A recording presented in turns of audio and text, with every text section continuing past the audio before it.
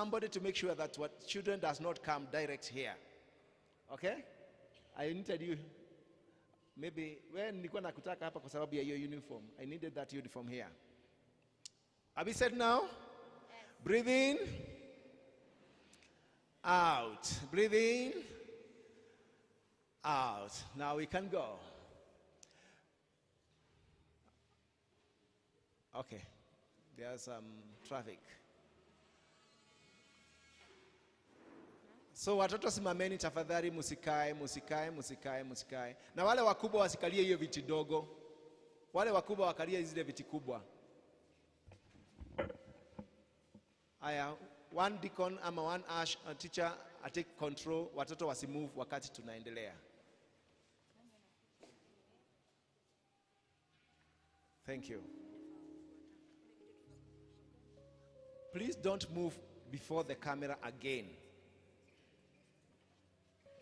So please, elder, make sure that they don't pass through. Yes, wapita huko nyuma. Good. So watoto tusimame tafadhali. Simameni watoto. Good. Now we can go. Praise the Lord, church. Amen, amen, amen. Praise the Lord again. Amen, amen, amen. Let us celebrate Jesus. Celebrate Jesus. Celebrate Jesus. What a beautiful morning. What a wonderful day. Our dear God has granted unto us so that we can have a wonderful moment in His presence. Therefore, we take this opportunity to remind you that we are here because of the blessings of the Lord. That's why we shout and say, this is the day That the Lord has made. we will rejoice. And be glad in it. Let us be glad by clapping our hands. Clap our hands. Amen, amen, amen, amen.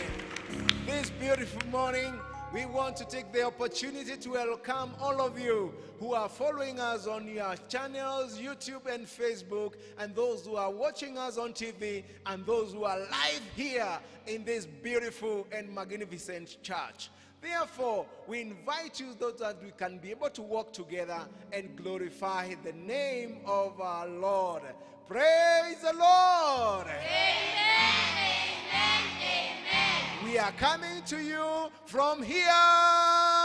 PCA Karatina Church, Karatina Parish. Yes, PCA Karatina Church, Karatina Parish. Hapa ndio tunamsifu Bwana kwa sababu ni mwema na ni mwaminifu. Sasa tutaenda kumwabudu Bwana. Tutapata nafasi ya kuinua mikono yetu juu zote. Na tufunge macho yetu mbele zake Mungu.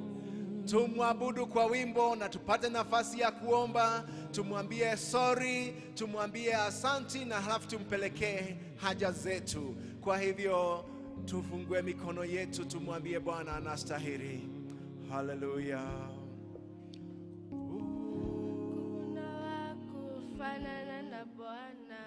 Hakuna wa kufanana nawe.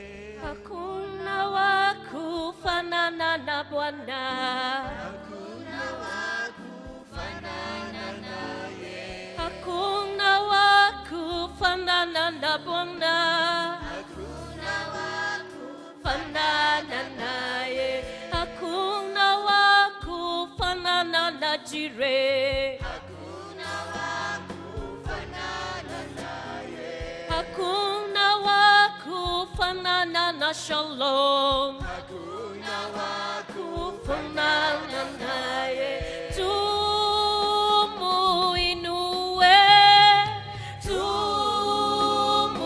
Tumuinue. Tumuinue. Hakuna wa kufanana naye. Yeye ni mwema.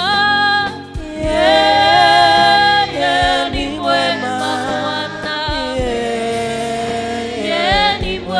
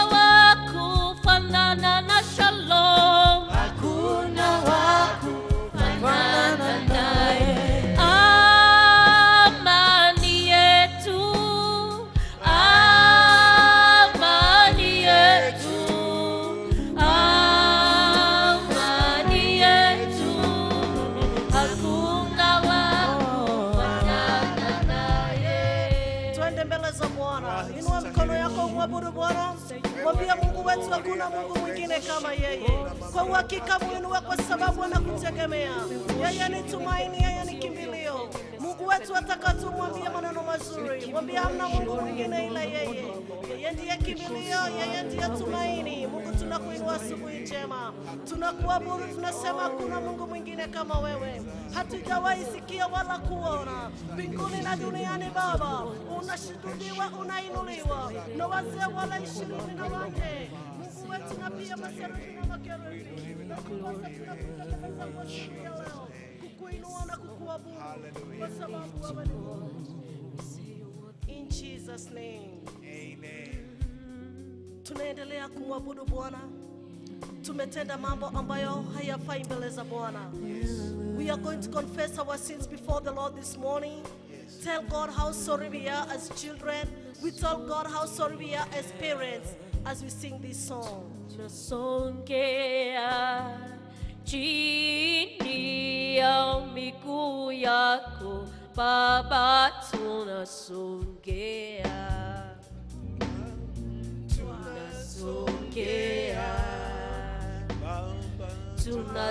Tunasongea chini ya miguu yako Baba, tunasongea.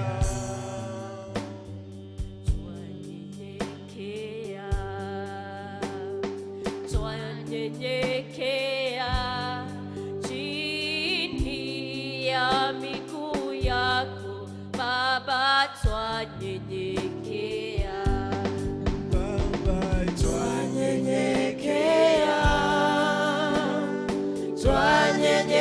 Twanyenyekea chini ya miguu yako Bwana, twanyenyekea. Twanyenyekea Yesu, twanyenyekea Bwana chini ya miguu yako Bwana, twanyenyekea.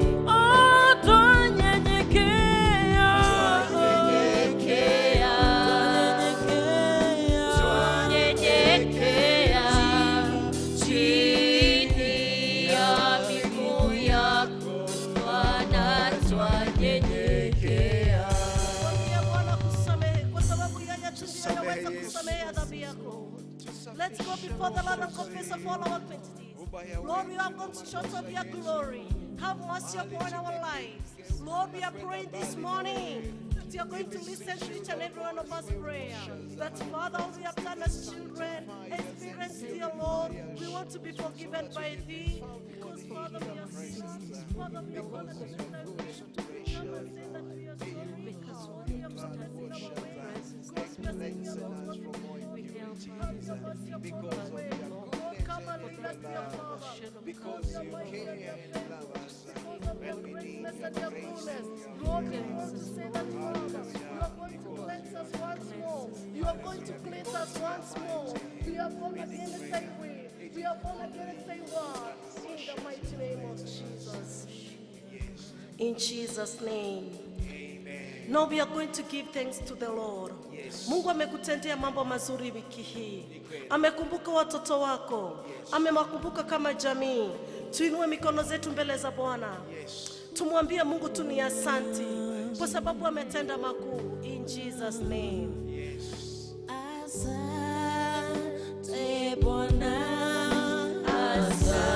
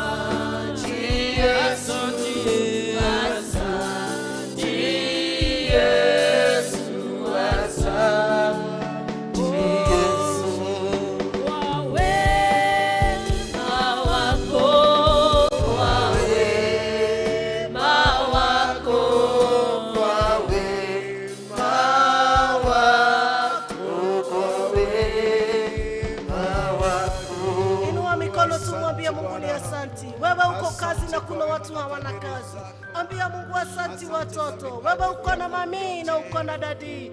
Shukuru Mungu kwa sababu sisi tunasoma.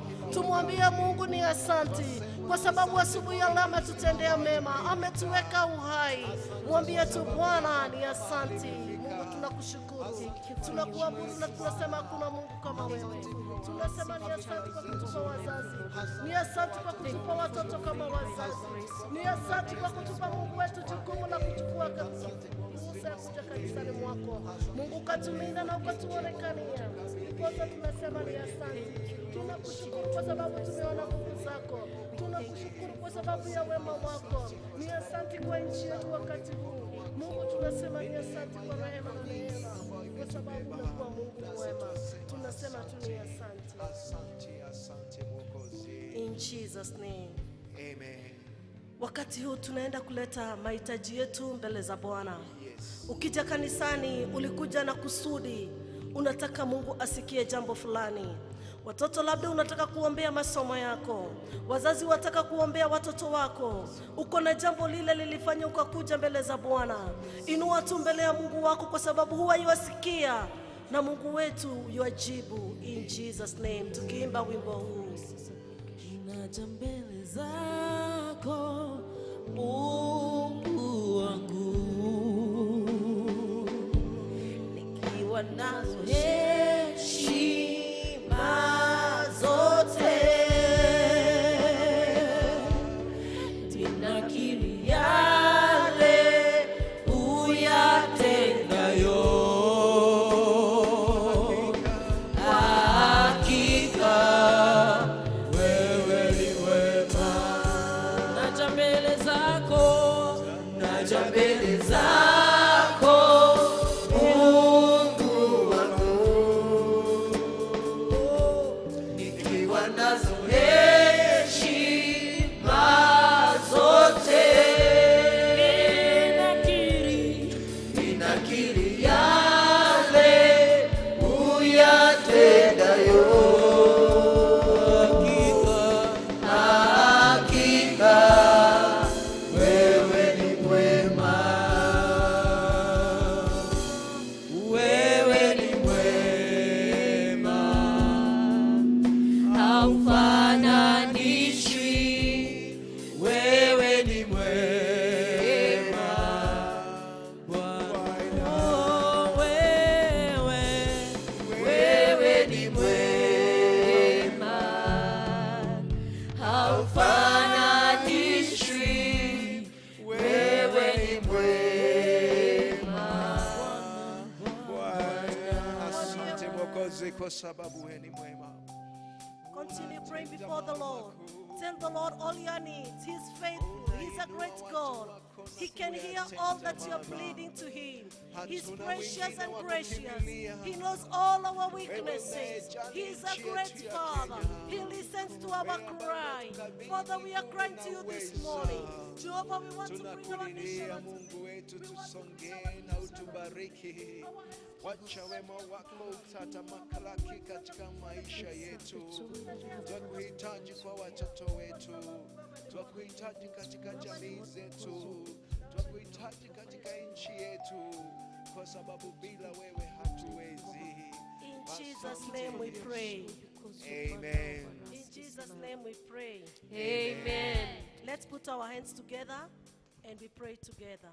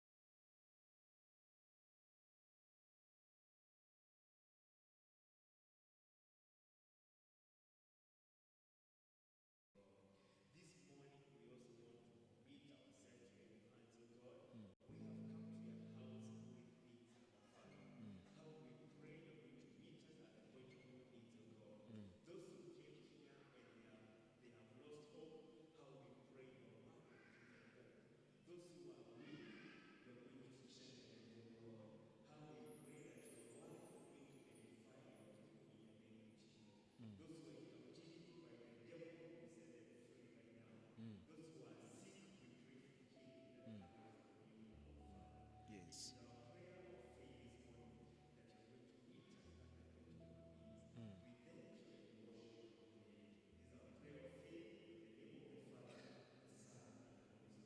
Amen.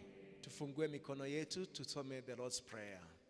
Our Father, who art in heaven, hallowed be thy name. Thy kingdom come, thy will be done on earth as it is in heaven. Give us this day our daily bread, and forgive us our trespasses, as we forgive those who trespass against us.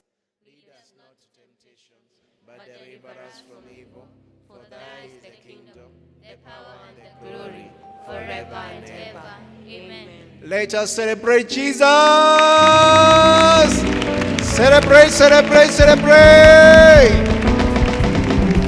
Amen, amen, amen. Now, we are going to have a time of praising the Lord. So, wale ambao wanatuongoza katika praises, na wale ambao wanatupatia paces.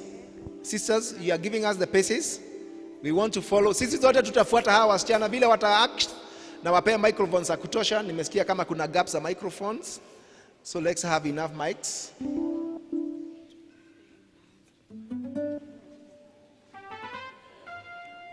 So who is setting the pace? We want to see the actions. Aya, keyboard, tuinue kidogo. Drum set, tuende kazi.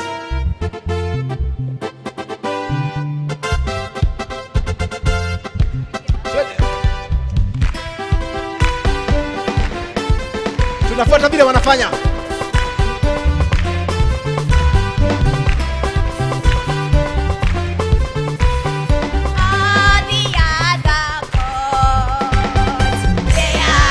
Works of men, but you are the most high God. There is none like you. They are the works of men, but you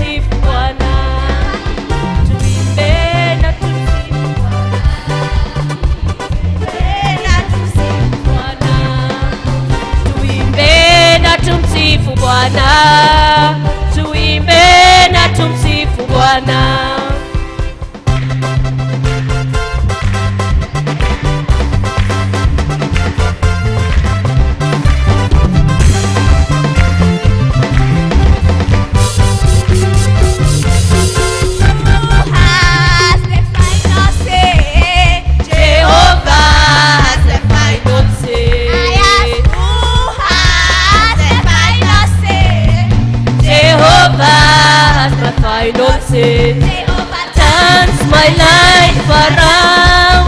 Jehovah turns my life around. He makes a way where there is no way. Jehovah has the final say. Who has the final word? Jehovah has the final word. Who has the final word? Jehovah has the final word. Jehovah turns my life around.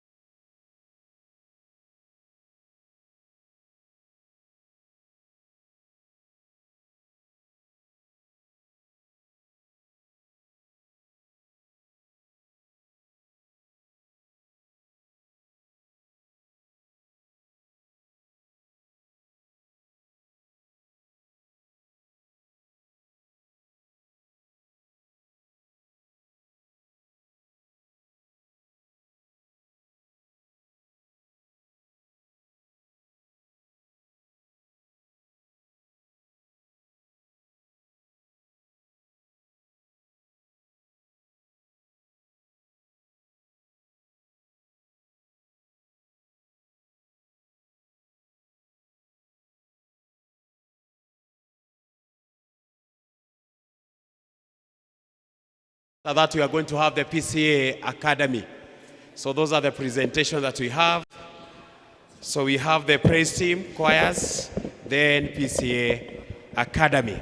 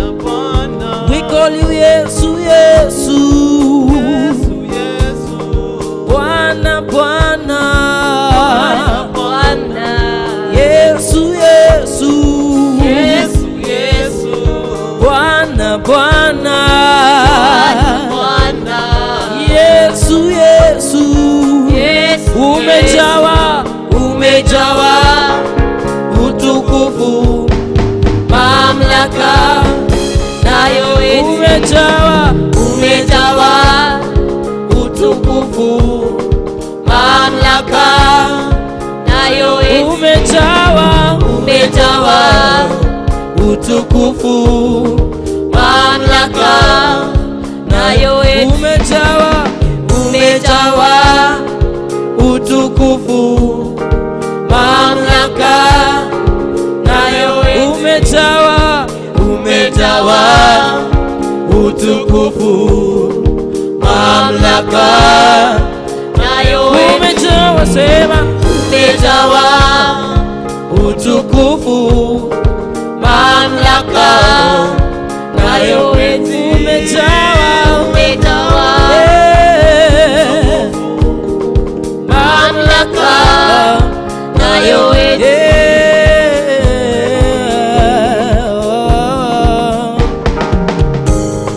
Uinuliwe Yesu, wewe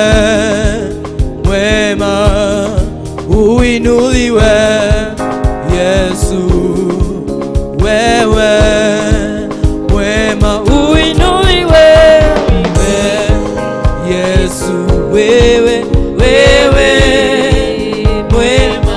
Uinuliwe, inuliwe Yesu wewe, wewe mwema.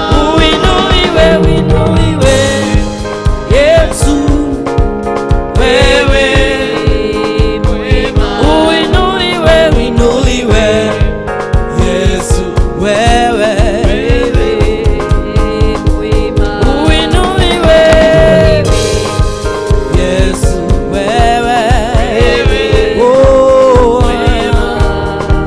Ee Bwana, katika miungu yote ni nani aliye kama wewe?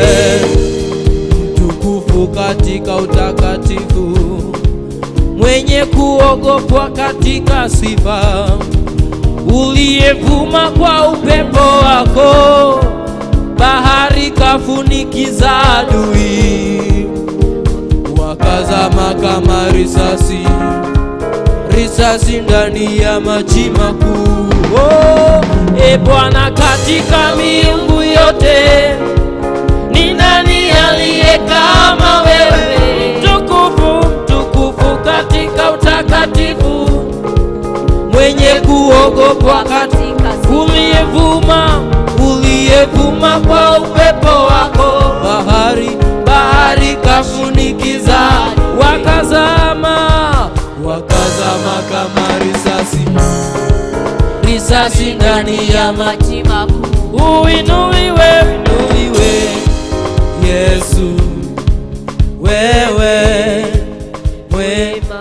Uinuliwe, uinuliwe Yesu wewe, wewe. Uinuliwe, uinuliwe Yesu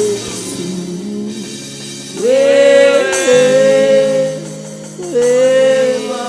Uinuliwe, uinuliwe Yesu wewe, wewe wema. Thank you.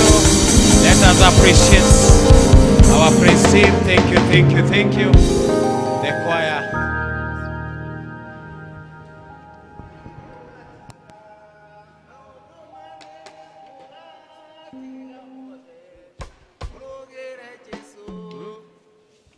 Adhuri mogatiga maundu manene mogatiga mothe murugire Jesu, murugire Jesu, murugire Jesu, murugire Jesu.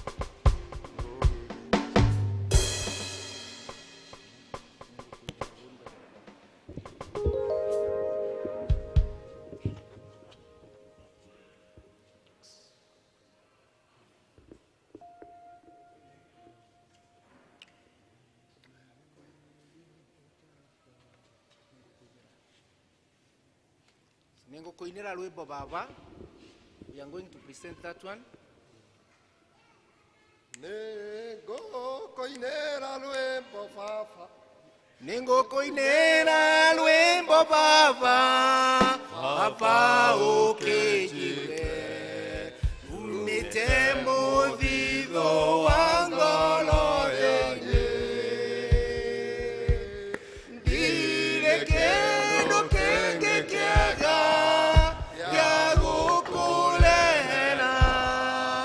Ambokela igongona lyangolo yakwa.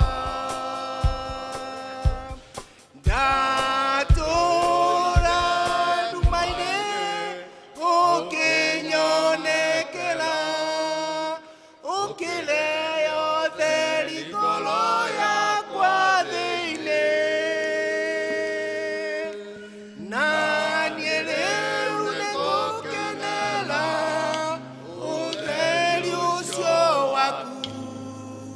Amukela igongona lyangolo yakwa.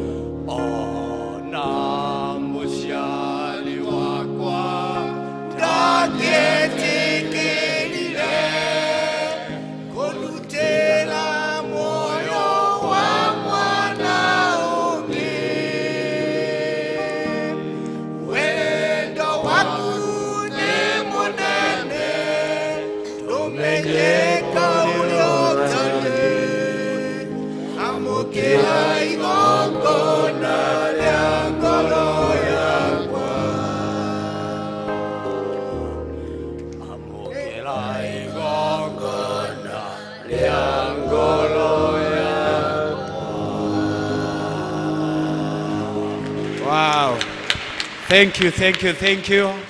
Our main choir, our PC Academy, kama presenter number. Karibu, karibu, karibu, wanafunzi wetu.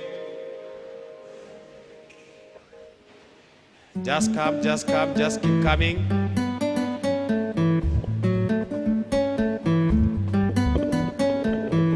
These are the pupils from our academy, and they want to present a number.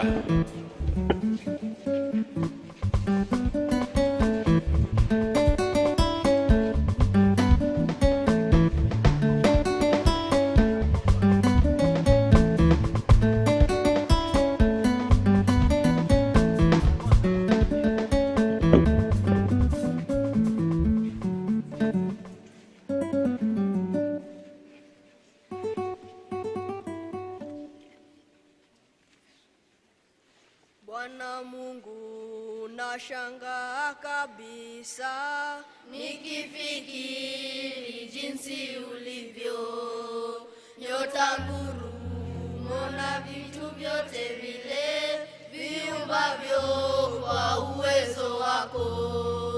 Roho yangu na ikuimbie jinsi wewe ulivyo mkuu. Roho yangu na ikuimbie jinsi wewe ulivyo mkuu. Nikitembea kote duniani, ndege huimba na wasikia. Milima hupendeza macho sana, upepo nao unafurahia. Roho yangu na ikuimbie jinsi wewe ulivyo mkuu. Roho yangu na ikuimbie jinsi wewe ulivyo mkuu. Nikikumbuka kama wewe Mungu ulivyompeleka mwanao afe azichukue dhambi zetu, kuyatambua ni ngumu mno. Roho yangu na ikuimbie jinsi wewe ulivyo mkuu. Roho yangu na ikuimbie jinsi wewe ulivyo mkuu. Yesu Mwokozi atakaporudi kunichukua twende mbinguni, nitashukuru na kuimba milele, wote wajue jinsi ulivyo.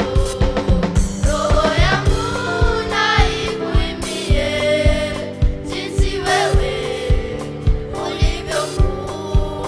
Roho yangu na ikuimbie jinsi wewe ulivyo mkuu.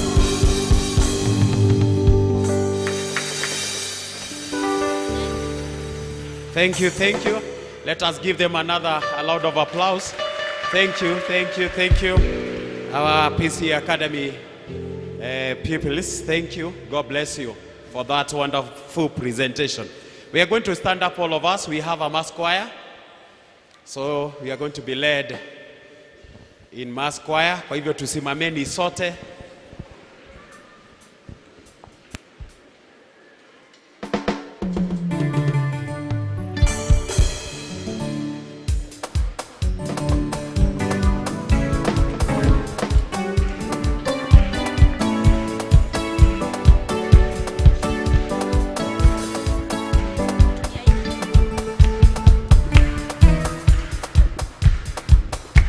Hallelujah. Bwana asifiwe. Praise the Lord. Praise the Lord. Hebu tupigie Bwana tu makofi. Piga tu makofi kwa Bwana. Hallelujah. Hallelujah. Piga tu makofi usichoke. Pigia Bwana makofi. Pigia Bwana shangwe na vigelegele. Hallelujah. Hallelujah. Hallelujah. Twende makofi. Everybody.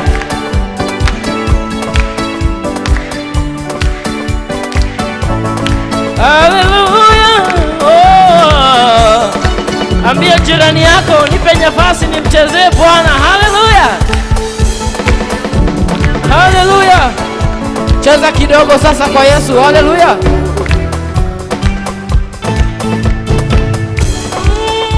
Hallelujah. Hallelujah. Cheza kidogo. Cheza kidogo wewe. Piga makofi kwa Bwana na vigelegele. Hallelujah. Hallelujah. Hallelujah. Sijasikia makofi. Once more, twende. Piga vigelegele na makofi kwa Bwana. Hallelujah. Hallelujah. Yeah. Baba, pokea sifa. Baba, pokea sifa. Baba, pokea sifa. Baba, pokea sifa. Baba, pokea. Baba, pokea sifa. Baba, pokea sifa. Baba, pokea sifa. Haleluya. Tunaambia Bwana pokea sifa, si ndio? Twende mikono juu namna hii. Bwana pokea sifa. Baba, pokea sifa. Baba, pokea sifa. Baba, pokea sifa. Baba, pokea sifa. Pokea sifa.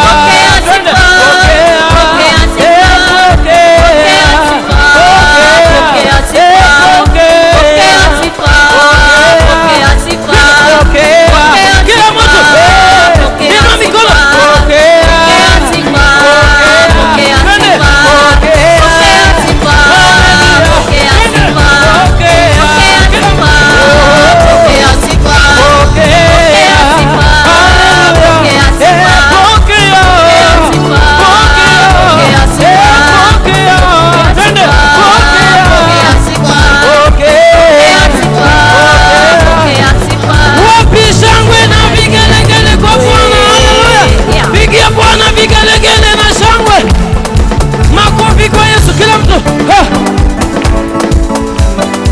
Nimempata asiyebadilika, Yesu hawezi badilika, nasema. Nimempata asiyebadilika, Yesu hawezi badilika. Nimempata asiyebadilika, Yesu hawezi badilika, sema. Nimempata asiyebadilika, Yesu hawezi badilika. Nimempata rafiki wa karibu, yeye hawezi badilika, sema.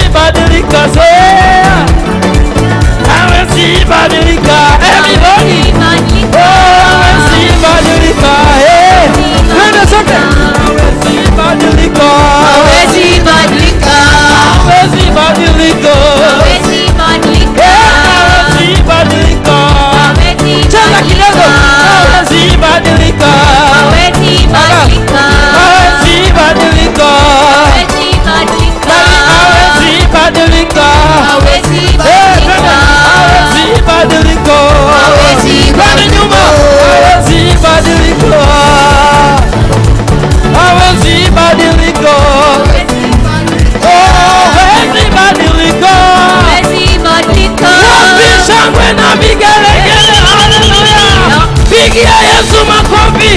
Pigia Bwana makofi. Haleluya, haleluya. Haleluya, haleluya. Pigia Bwana vigelegele na shangwe. Anaweza mambo yote. 1, 2,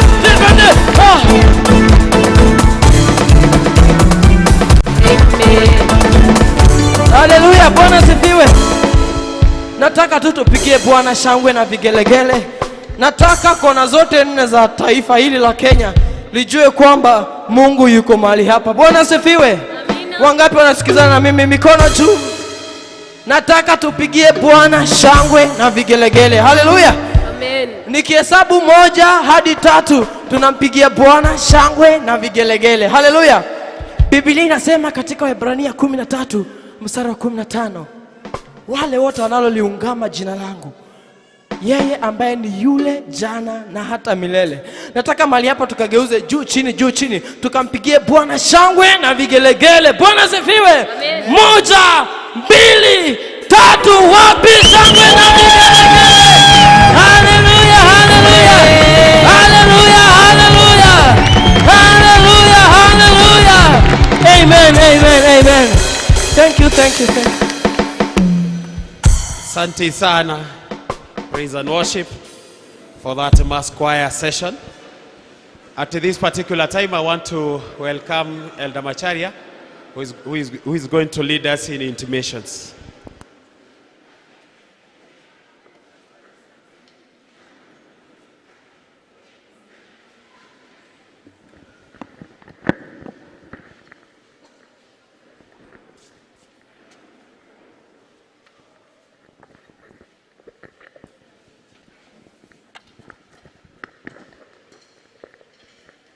Praise the Lord, church. Good morning, church. God is good, and all the time. Good. My name is Elder Masharia Bishoi, and I'm glad this morning to bring you the intimations for today. We want to welcome all of you. Feel at the right place, at the right time, this wonderful morning. It is good that you chose to be in this place at this particular moment, and God is going to bless you. Please appreciate yourself for making it in the house of the Lord. I am amazed that is how much you love yourself. We welcome all our visitors.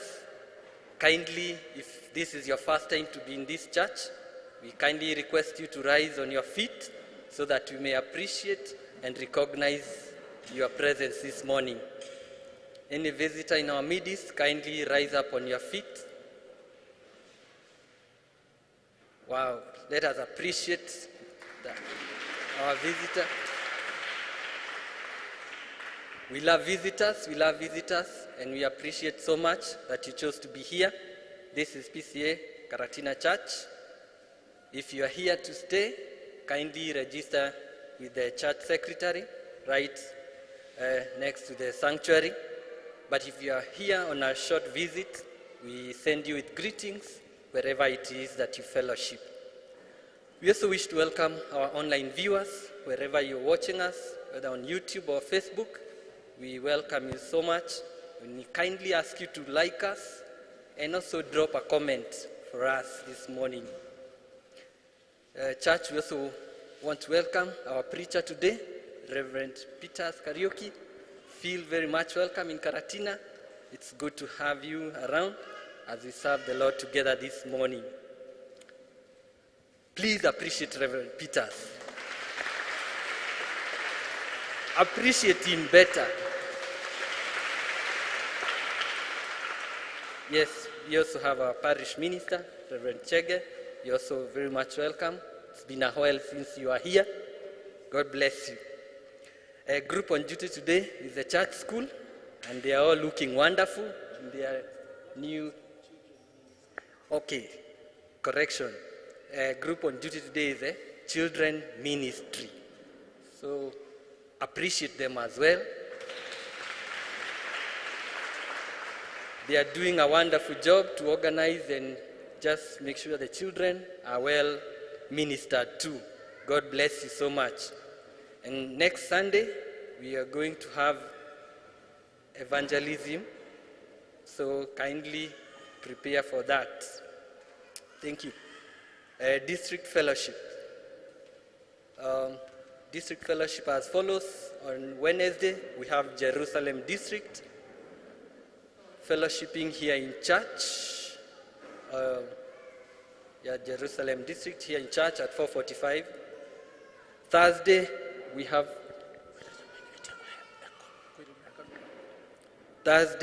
have Macedonia District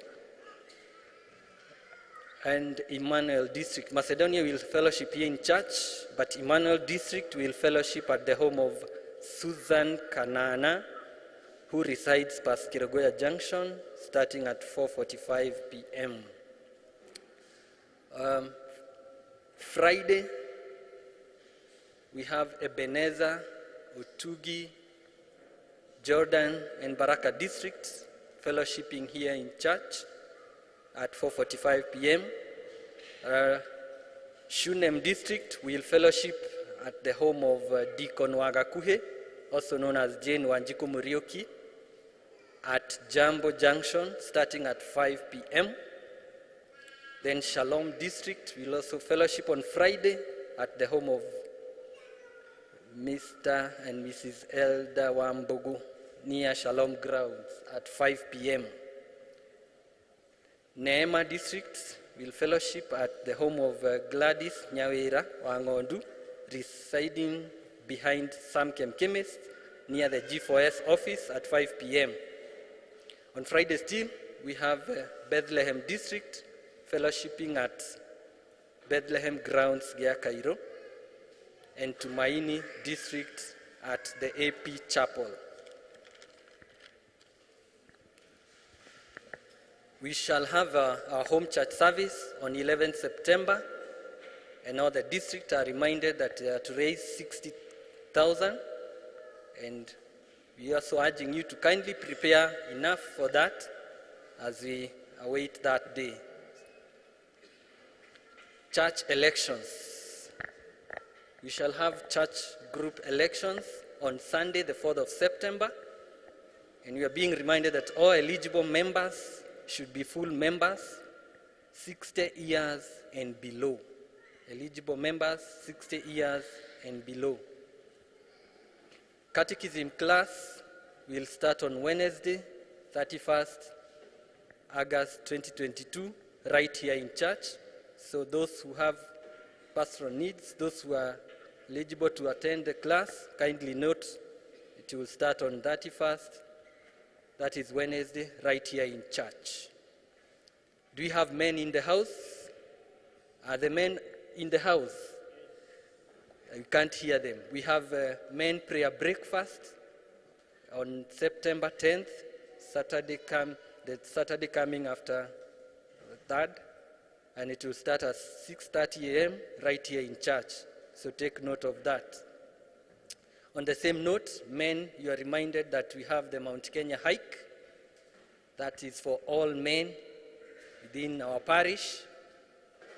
This is a wonderful event where we have prepared and planned team building activities and a time to fellowship together and also have swallowship.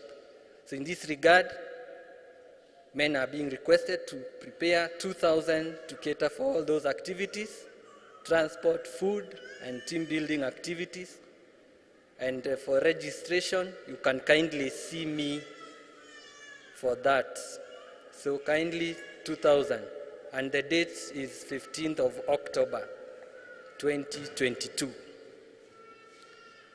We are glad to announce a job vacancy in Tumutumu School for the Deaf. They are in need of a female cook aged 35 to 45 years.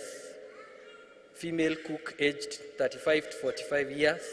For more information, you can kindly see the church secretary if you are interested, or if you know someone who might be interested in that position. Evangelism team will observe the Nendeni Sunday on 4th September 2022, and they are requesting us, the church, to support them.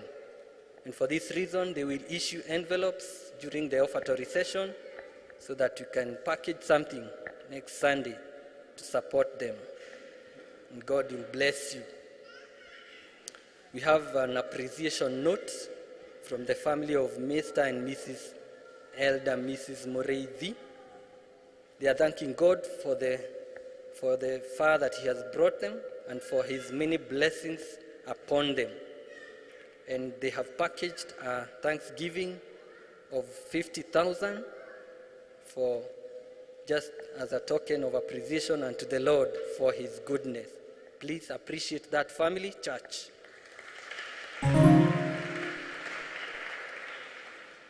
And also the family of Samuel Kiumi. They wish to thank all of you for your prayers, financial support, and your presence during the demise of their father. They have also packaged a token of appreciation, a thanksgiving envelope of 3,000 shillings. I appreciate them as well. It is always good to give thanks unto the Lord. Lastly, Ebenezer district members, your elder is requesting that you be left behind after both services near the parish minister's gate. Ebenezer district, please take note.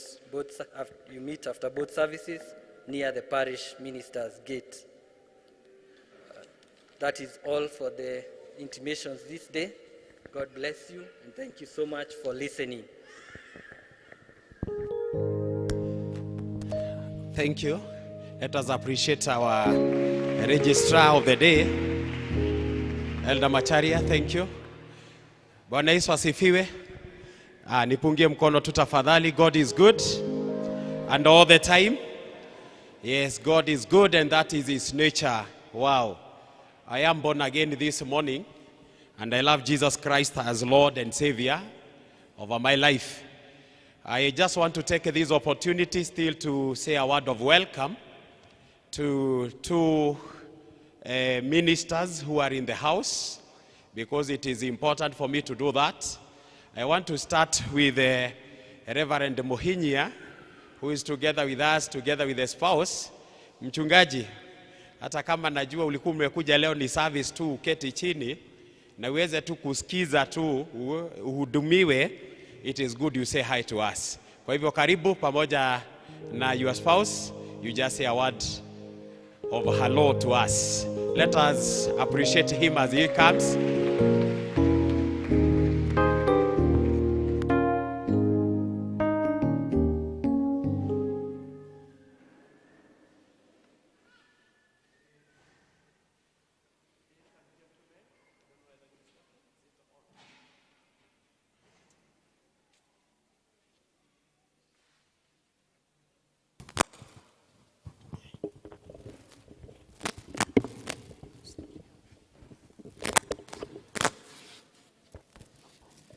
Church, good morning.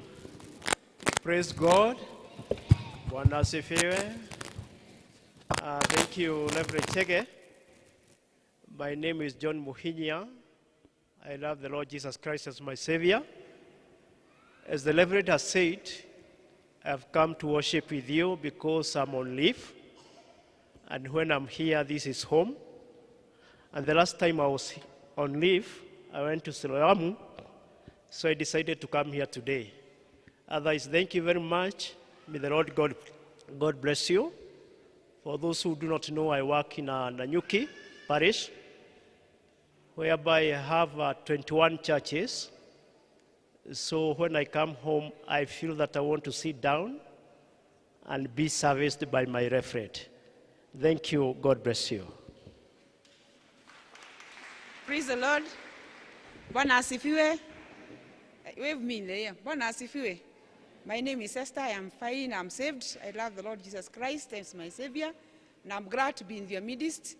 We came to fellowship with you because we love you and this is home. God bless you.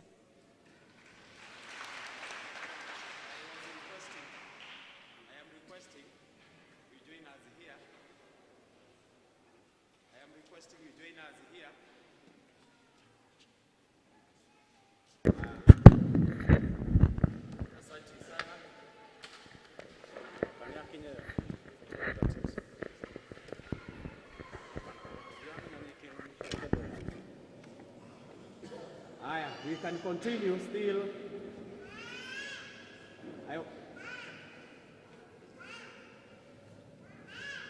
I want to take this opportunity to welcome our preacher of the day, that is Reverend Peters, together with the family.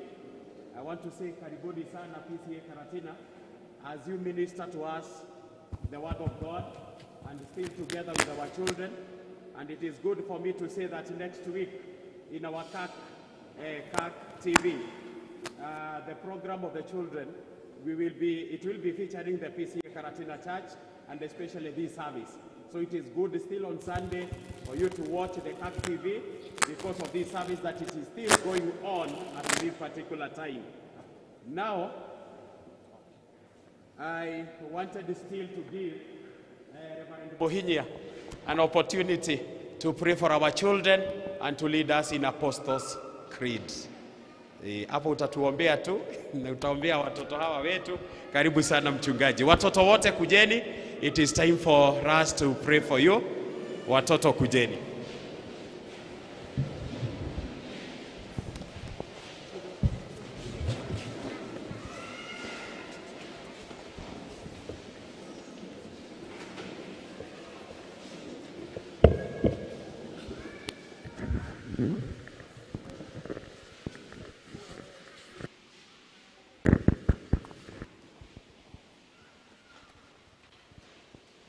We may have a chorus as they come. Praise and worship.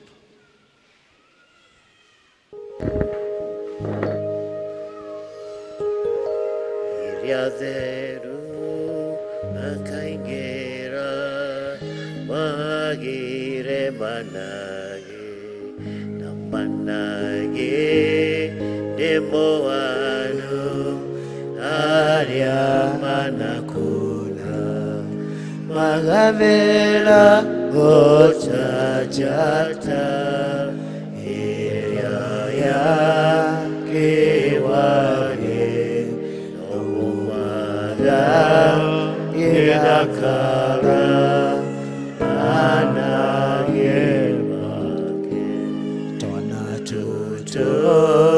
twana toto mwende temokuri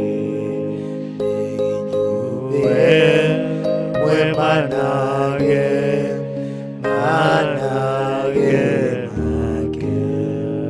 magavela ochajata ilea yake wari nogomaga kilakala mana. Praise God, children. Praise God, children. Wangapi wanampenda Yesu? Mikono juu. Kanisa tuwapigie makofi. Wangapi wanaendanga shule hapa? Wale wanaendanga shule, mikono juu. Oh, tuwapigie makofi kanisa. Sasa ni wangapi walipewa homework na mwalimu? Wale walipewa homework na mwalimu, mikono juu. Oh, ni wengi. Tuwapigie makofi. Kanisani tunaongea ukweli, ukweli mtupu. Ni wangapi wamemaliza hiyo homework? Mikono juu. Wale wamemaliza, tuwapigie makofi. Kanisani tunaongea ukweli, ukweli mtupu. Ni wangapi hawajamaliza hiyo homework? Hatutapigia makofi kwa sababu ya kuongea ukweli. We are encouraging our children to do their homework on Fridays, Saturday, so that when they come to church on Sunday, they will be free. Who is going to read us in the Apostles' Creed? Nani anajua? Nani anajua? Hakuna? Okay, tuendelee basi. 1, 2, 3. I believe.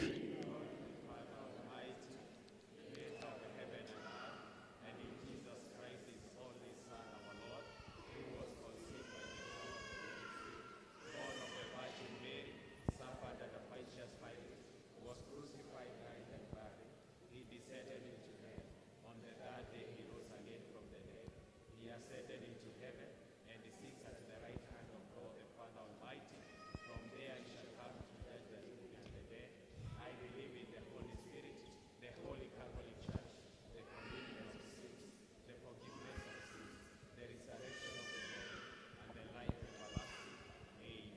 Let us pray.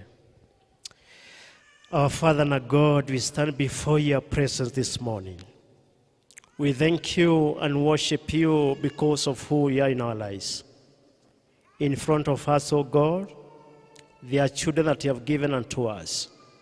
This morning, we want to speak your blessings upon their lives, O God. We commit them who are in school unto you, and we pray for their studies. We pray that your favor and breakthrough shall be their portion.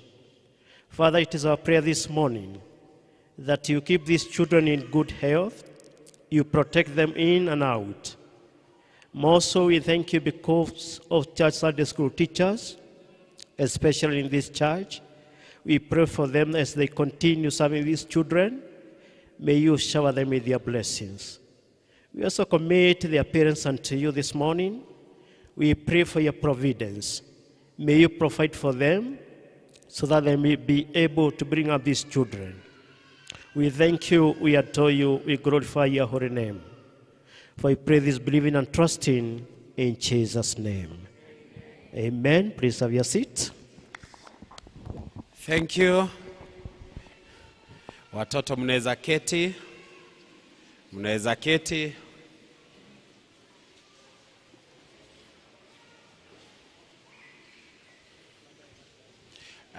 And don't go to your class. Your classes, don't go to your classes. We are still in the service. This is your service today, our children. We want you in this service because it is your special service. Parents and even our children, we have the liturgy, the Holy Communion liturgy. You can check where you are seated, whether you can find one. We want to enter into another session of the Holy Communion.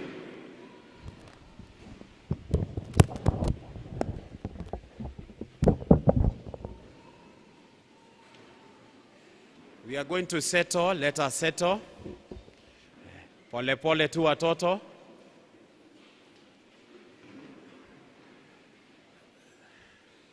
And still, as our children are settling down, I just want to say that there is one of the lady. There are some of the books that are being sold at the entrance points. That is the books to do with the nutrition, health and nutrition. Sijui kama huyo that lady, she is here. We have a lady pale nyuma. Pale nyuma there is a lady at the door. Kuna vitabu ambavyo vinauzwa tu hapo nje. You can pass by and you see those books because you can buy one, which is a very good book. You can make use of it in your home. Ako pale nyuma na vitabu viko hapo nje. So wakati ambapo utakuwa ukitoka, you can pass by and check the books that are there. Thank you very much. Aya, watoto tuseto kabisa mpaka kule juu. You sit down, no movement.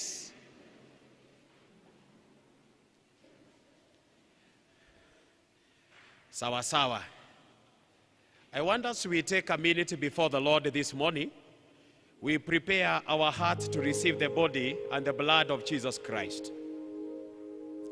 Just take a minute and confess all your sins, all your iniquity, all your transgression, the sin of omission and commission. We tell God to forgive us, to cleanse us, to make us holy and worthy before His presence.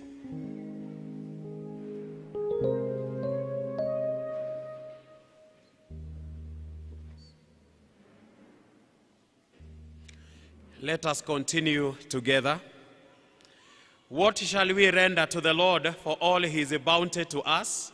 We shall lift up the cup of salvation and call on the name of the Lord. All of us, we will fulfill our vows to the Lord in the presence of all His people. Christ, our Passover lamb, has been sacrificed. Let us therefore celebrate the festival, not with the old leaven, the leaven of malice and evil, but the unleavened bread of sincerity and truth. Oh, taste and see that the Lord is good. Blessed is the man who trusts in Him. God spoke all these words, saying, I am the Lord your God. You shall not have other gods before me. You shall not make yourself any graven image. You shall not take the name of the Lord your God in vain. Remember the Sabbath day and keep it holy. Honor your father and your mother. You shall not kill. You shall not commit adultery. You shall not steal.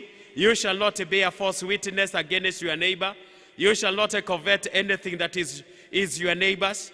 Beloved in the Lord, you who truly repent of your sins, who seek to be in the fellowship with your neighbors and to lead the new life in Christ, draw near with the faith and hear the gracious words of our Lord Jesus Christ. Come to me, all who labor and are heavy laden, and I will give you rest. Take my yoke upon you and learn from me, for I am gentle and humble in heart, and you will find rest for your souls. I am the bread of life. He who comes to me shall never be hungry. He who believes in me shall never be thirsty. He who comes to me will never cast out. Let us pray. Almighty God, to whom all hearts are open, all desires known, and from whom no secrets are hidden, cleanse the thoughts of our hearts by the inspiration of your Holy Spirit, that they may fervently love you and worthily magnify your holy name through Christ our Lord. And the church say, Amen. We have already recited the Apostles' Creed, so we continue. Hear the words of the institution of the Lord's Supper. According to St. Paul, the tradition which I handed on to you came from the Lord himself. For I received from the Lord what I also passed on to you. The Lord Jesus, on the night he was betrayed, took bread, and when he had given thanks, he broke it and said, "Take it, this is my body, which is for you. Do this in remembrance of me." In the same way, after supper, he took the cup, saying, "This cup is the new covenant in my blood. Do this whenever you drink it in remembrance of me. For whenever you eat this bread and drink this cup, you proclaim the Lord's death until he comes." The Lord be with you.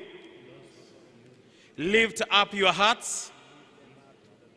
Let us give thanks to the Lord our God. It is indeed right. It is our duty and our joy at all times, in all places, to give thanks and praise. Holy Father, Heavenly King, Almighty and eternal God, for the majesty of your glory, the wonder of our works, the riches of your grace. Therefore, with our people in all places, in the angels' song, all of us, Holy, holy, holy Lord God of power and mighty and merciful God, who so loved the world that you gave your only Son, that whoever believes in him may have eternal life. Let us continue in prayer.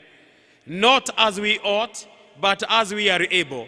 We bless you for his holy incarnation, for his perfect life on earth, for his sufferings and death on the cross, for his glorious resurrection and ascension, for his continued intercession and rule at your right hand, for the gift of the Holy Spirit and the promise of his coming again. Wherefore, we, your servants, set forth this memorial which he has commanded us to make.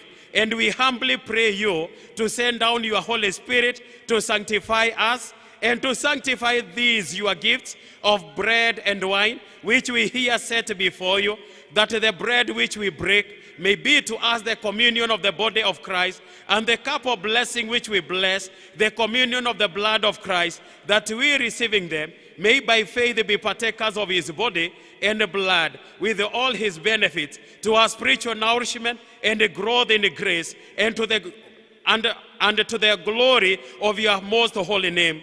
Here, O Lord, we present ourselves to you, our souls and bodies to be a reasonable, holy, and a living sacrifice, and we ask you mercifully to accept this our offering of thanksgiving and praise, as in fellowship with all the faithful in heaven and on earth.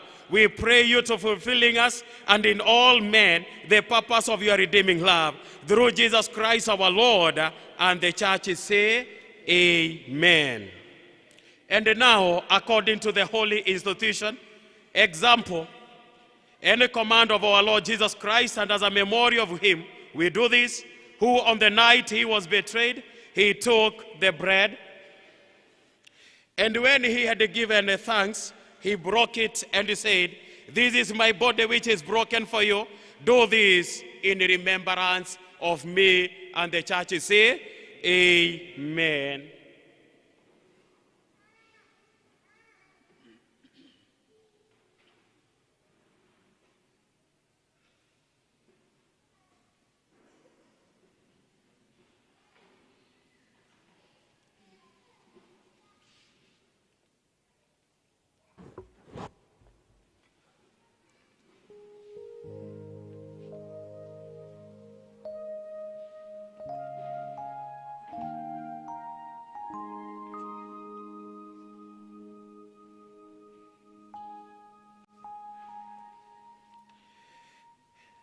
In the same way, after supper, he took the cup and said, "This cup is the new covenant in my blood. Do this whenever you drink it in remembrance of me." And the church say, Amen.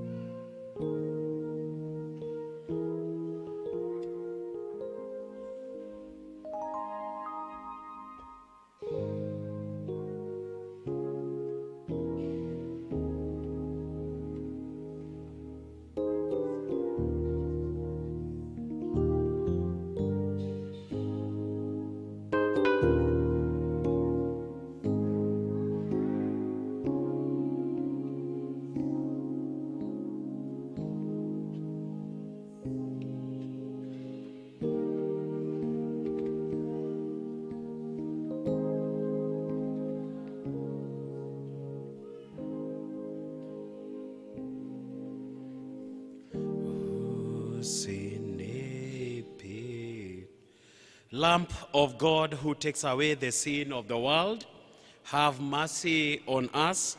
The peace of the Lord be with you all. Bless the Lord, O my soul, and do not forget all his benefits. Wazee wa kanisa, let us make our circle.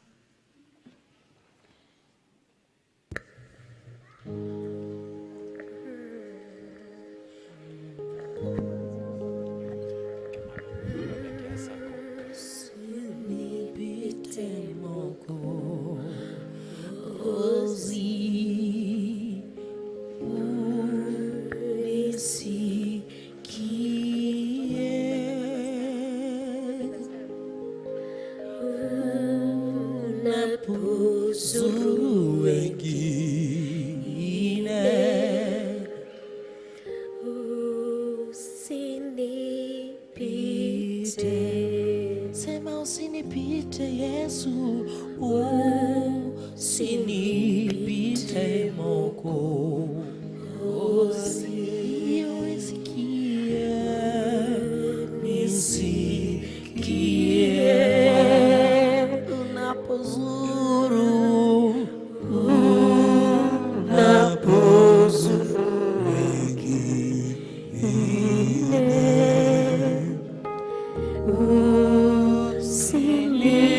usinipite. Asema Yesu, Yesu, Yesu, naomba unisikie.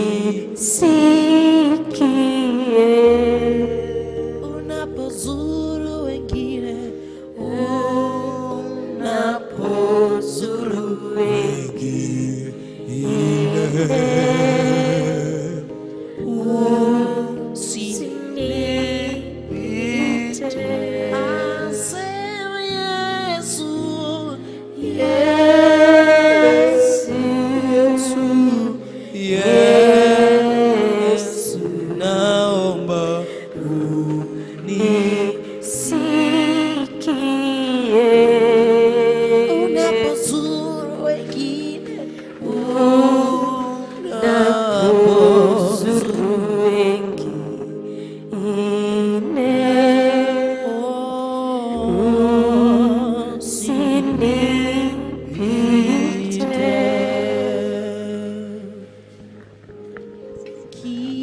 For the people who take the special one, It is on this table if you take the special one. Karibuni katika meza ya Bwana. Can be given a song.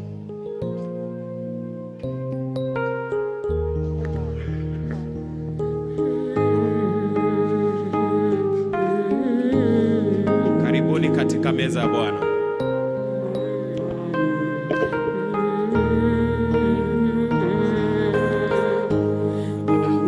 Wendea Yesu kusafiwa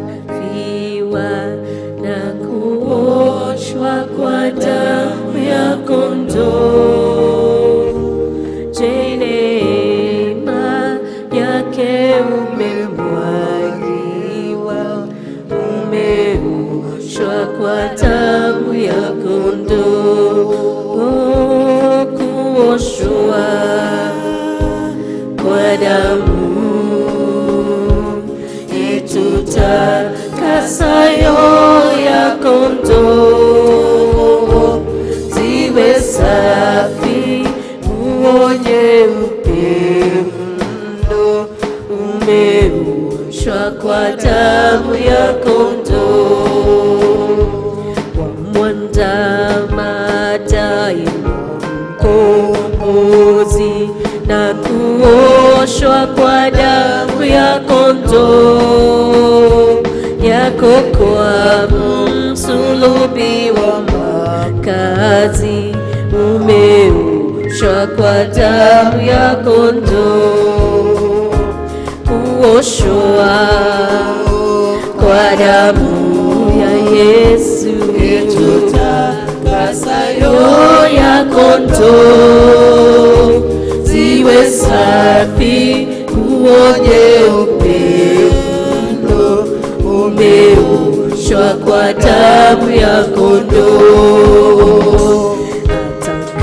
Atakapokuja bwana harusi, uwe safi kwa damu ya kondoo, yafae kwenda mbinguni mavazi yafuliwe kwa damu ya kondoo. Kuoshwa kwa damu ya Yesu itutakasayo ya kondoo, ziwe safi nguo nyeupe mno, umeoshwa kwa damu ya kondoo. Yaliyo na takataka na uoshwe kwa damu ya kondoo, uonike jicho chatiririka na uoshwe kwa damu ya kondoo. Kuoshwa kwa damu itutakasayo ya kondoo, ziwe safi nguo nyeupe mno, umeoshwa kwa damu ya kondoo. Kuoshwa kwa damu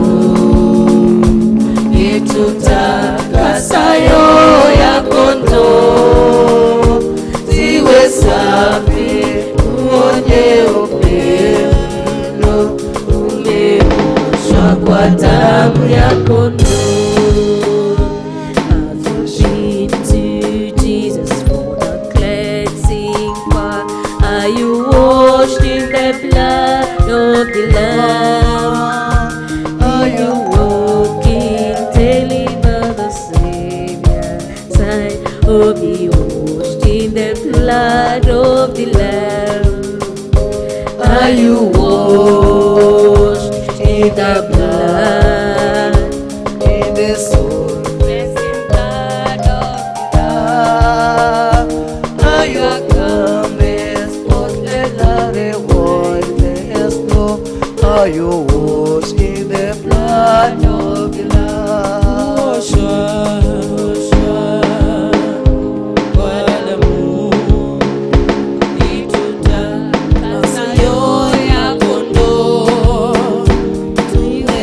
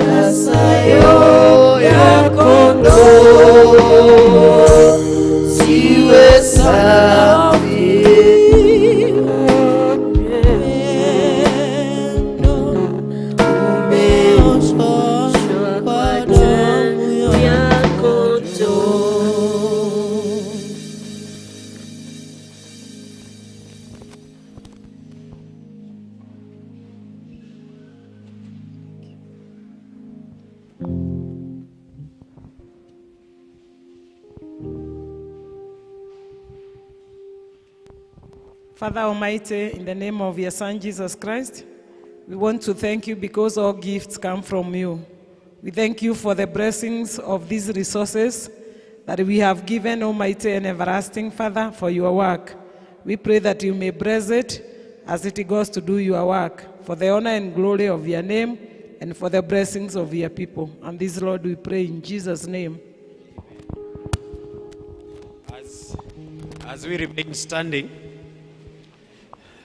As we remain standing, gracious God, we give you glory, thanks, and praise for the dying and undying love of our Savior Jesus Christ.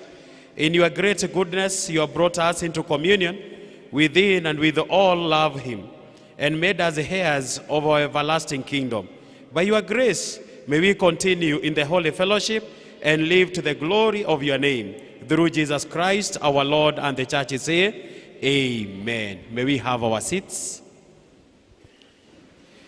Kuna gari KBW 360B. Gari KBW 360B. Just go to where your car is. Kuna mtu anataka afunguliwe. Kwa hivyo KBW 360B, you are requested to go to where you have parked your car. Tunataka kuingia kwa Bible reading. And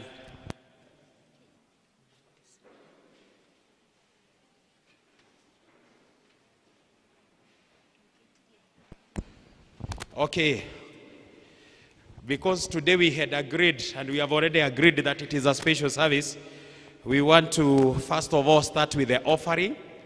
So we are going to start first of all with the offering, so that we go to the Bible reading, and then we hear the word of God. So prepare your tithe, prepare your offering. I want to request the deacons wakuje hapa.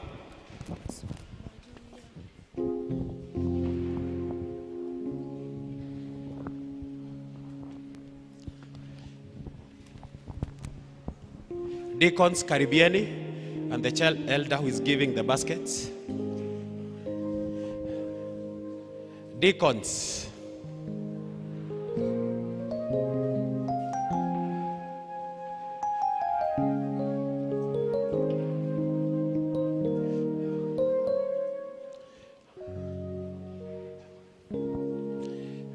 Sawa. After getting the basket, hautaenda kwanza. I want to request all of us to simame so that we may pray for that 10%. And if you have your tithe, tokea tu hapa mbele ili tuweze kuomba. If you have your 10%, kuja hapa mbele, walk in front so that we may make this a prayer. If you have your 10%, that the Lord has remembered you the whole of that 1 week or that 1 month, tokea hapa mbele ili tuweze kuomba. Kuna watu wako na 10% ama tithe. Kuja tu hapa mbele ili tuweze kuomba.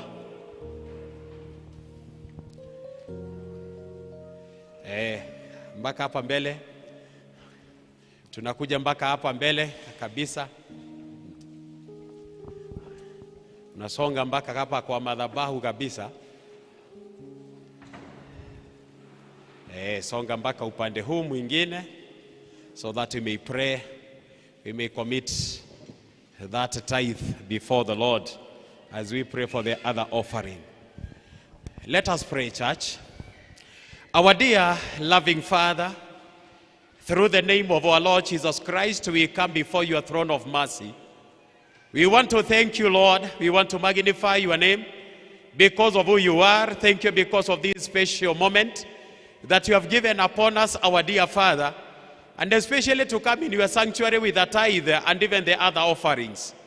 And now we want to commit these dear ones before you, that you may remember them in a special way, King of all the glory. Thank you, Father, for reminding them that they are supposed to come with their tithes in your house. And because, Father, it is your command, King of all the glory, may you remember them this morning. May you bless them. May you remember the place of their work, whether it is in farming, whether it is in employment, whether it is in that business. May you come and bless the source of their income. May you always bless them as they go out and even as they come in, our dear Father. And may you continue adding them 100-fold, 60-fold, and even 30-fold, our dear Father, because you love them this morning. Remember them, our dear Father, and remove all the devourers that the devil might bring in their lives, in their families, in their places of work, in the mighty name of Jesus Christ. And still, our dear Father, we want to remember the rest of the members who has the normal offering. We pray for them, our dear Lord, that you may remember them, that you may bless them, our dear Father. Even our dear Lord, the source of income, may you continue blessing it in the mighty name of Jesus Christ. We want to cleanse that offering, and even this the tithe, our dear Father, because of the work that it is going to do. Be with us, our dear Lord, this morning, and bless all of us. And this is our prayer of faith. In Jesus' name we pray. Amen. God bless you as you give your 10%, and as deacons come to pick or to take the offering. Praise and worship. Give us a song.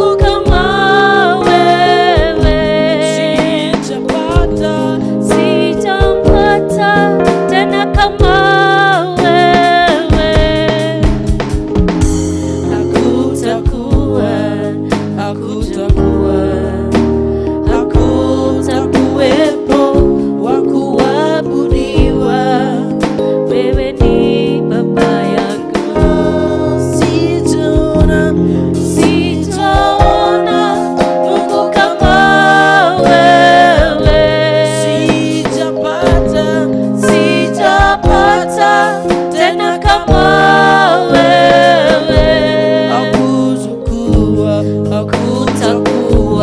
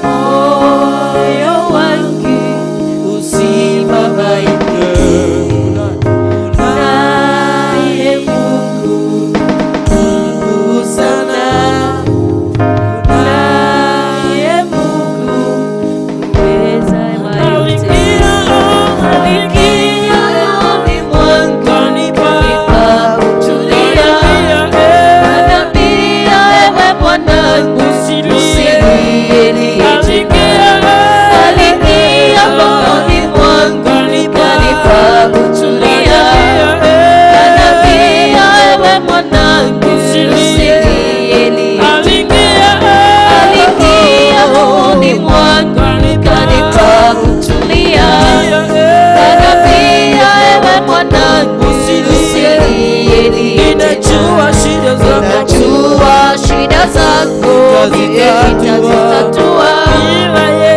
Bila Yesu mimi ni mtu bure.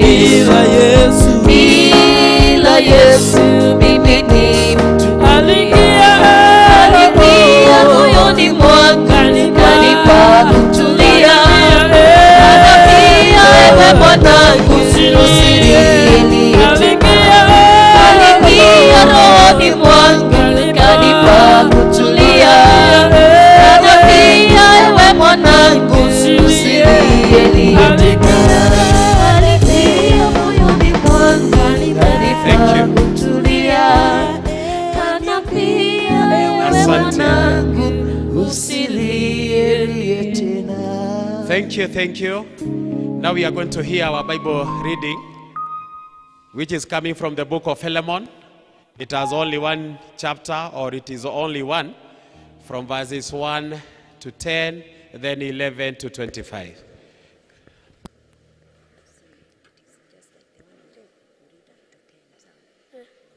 Praise God. Praise God again. Our Bible verse today comes from the book of Philemon, chapter 1, verse 1 to 10.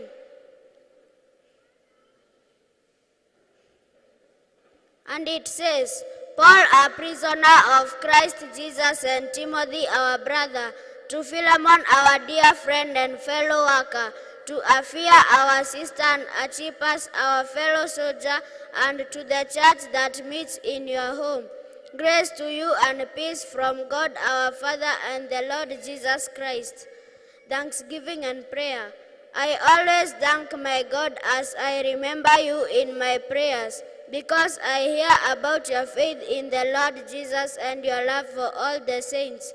I pray that you may be active in sharing your faith, so that you will have a full understanding of every good thing we have in Christ Jesus. Your love has given me great joy and encouragement, because you, brother, have refreshed the hearts of the saints. Paul's plea for Onesimus. Therefore, although in Christ I could be bold in order and order you to do what you ought to do, yet I appeal to you on the basis of love. I then, as Paul, an old man and now also a prisoner of Christ, I appeal to you for my son Onesimus, who became my son when I was still in chains. May God bless his holy words.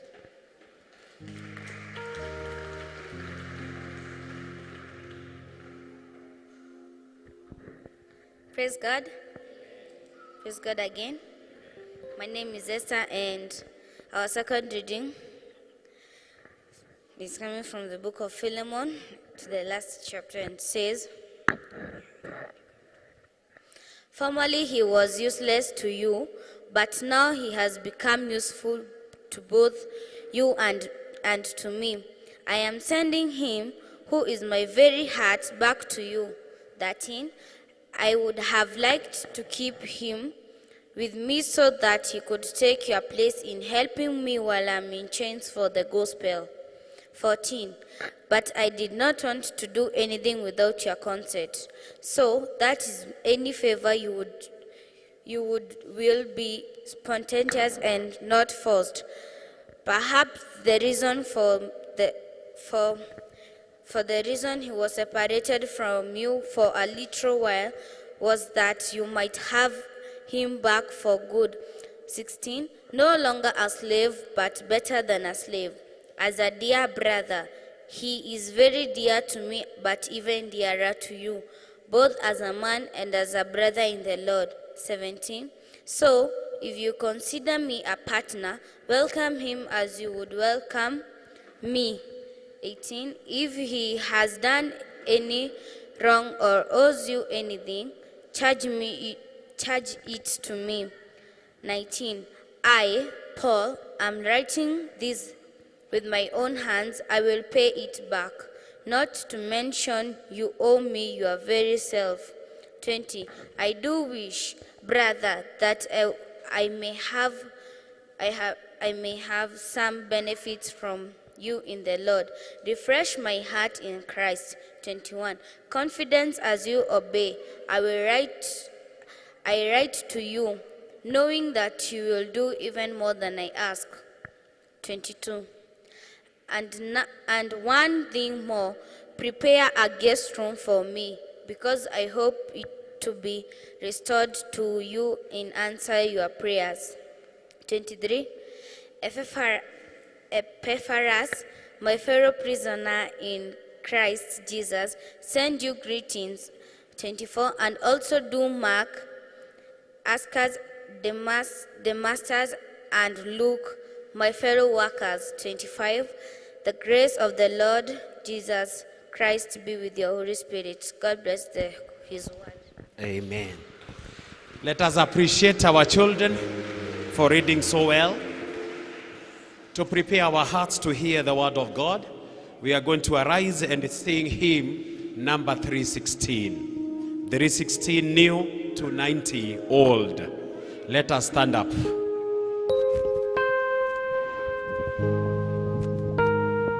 My hope is built on nothing less than Jesus' blood and righteousness.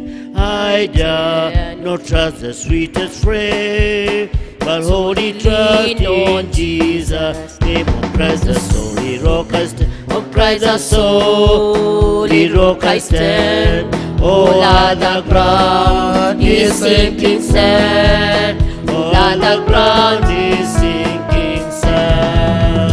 When darkness seems to veil his face, I rest on his unchanging grace. In every high and stormy gale, my anchor holds within the veil. Christ the solid rock I stand. Oh, Christ the solid rock I stand. All other ground is sinking sand. All other ground is sinking sand. He saw this covenant and blood supports me in the whelming flood.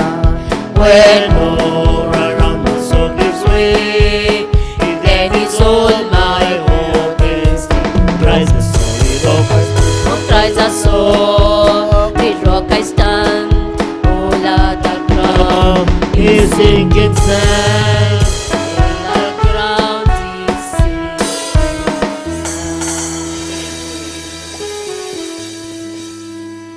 Praise the Lord, church.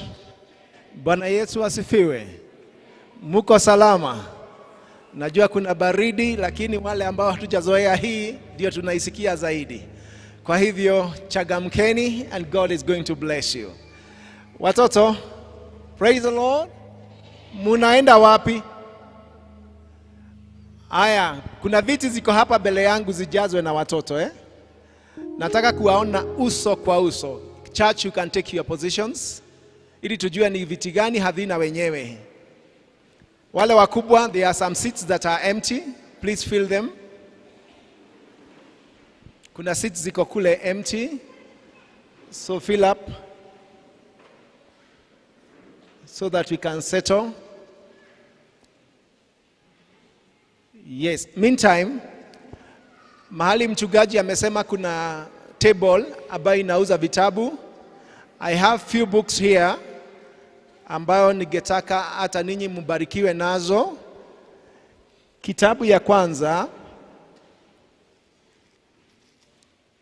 ambao kila jamii inastahili kupata. Every family should have this book. We don't have two books in Kenya of this nature. Children's song book. Mnakumbuka vile mlikuwa mnaimba nyimbo mkiwa watoto wadogo, baadaye ndio ulikuja kulia rais. Haya, haikuwa inasemwa hivyo kwa sababu ulikuwa unasema mambo ingine fane. So tunataka watoto wetu wajue nyimbo vile zinasomwa na vile zinanenwa maneno as early as possible. Therefore we have this song book for children. Kama vile uko na nyimbo yako inira Ngai, golden hymn, please add this in your library. It's only 500 shillings. Then for your children to be busy at home, especially during the weekend and holiday, we have some books there. For the brigaders, we have your book. Hii ni kitabu ya kila mtu, kila jamii, kila familia. Especially wale ambao wanapatanga wakifanya kazi nyingi wanapata na stress. Dawa ya stress ni hii kitabu. Ukinunua hii inakusaidia kukikala, akili yako inatulia. Hata ukiwa na mtu ambaye unasikia kama akili yake inaenda chini, akikala hii kitabu, akili inaanza kuwa busy and it is solved. It also makes the family happy when you do the game of painting, all of you, dad, mom, na watoto. And also for making your lessons, making your sermons, we have this book that is being used by all the teachers in the Kenya, in PCA, to make your lessons well organized.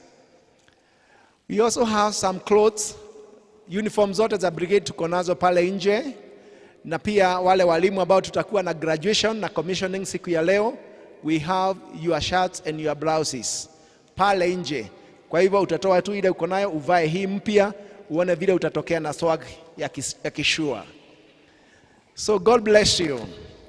Now I want to introduce the people we came with, then I enter into the lesson of the day.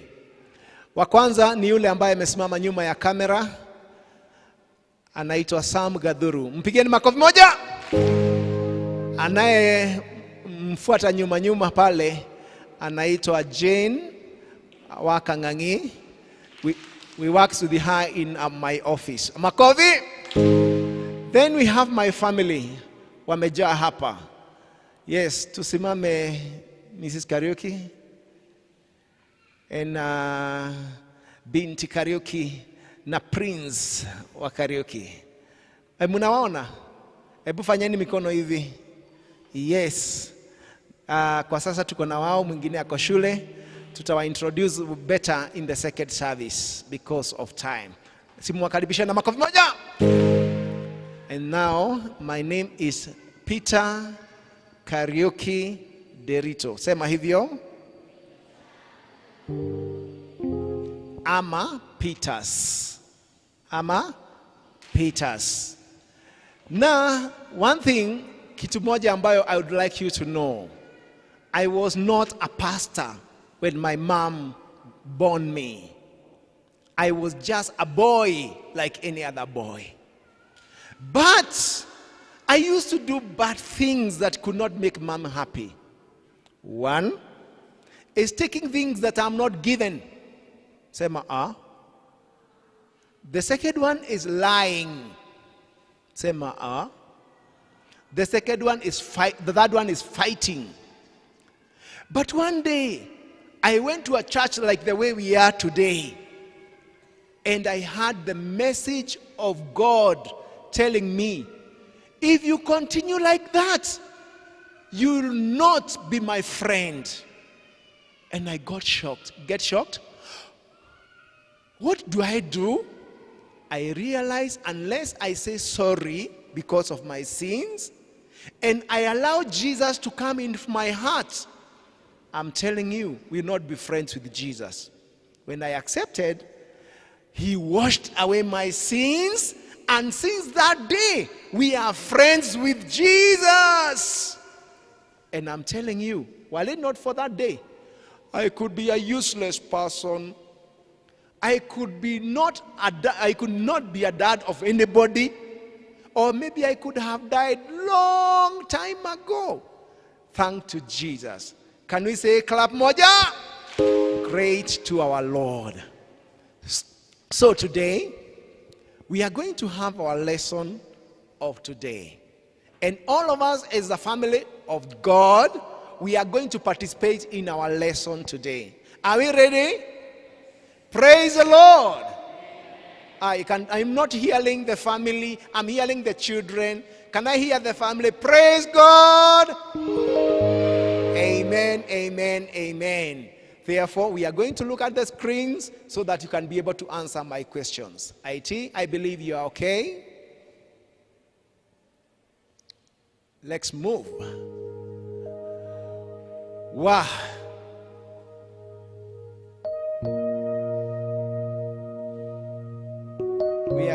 Thank you. So welcome you. This program comes to you every Sunday from 8 a.m.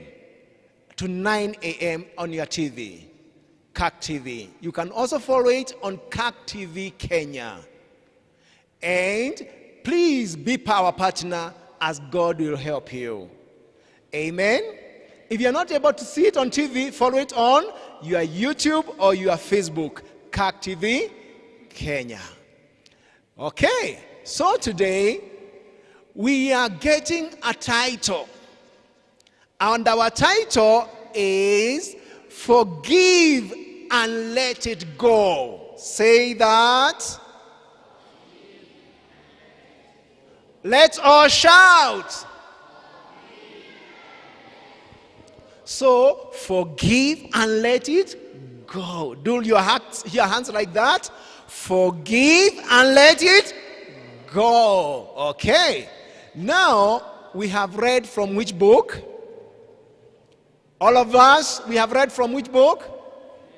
Philemon, chapter 2 up to 25. And, okay, story.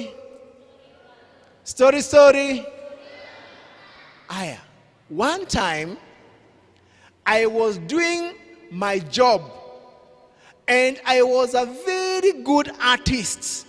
What do artists do? They draw.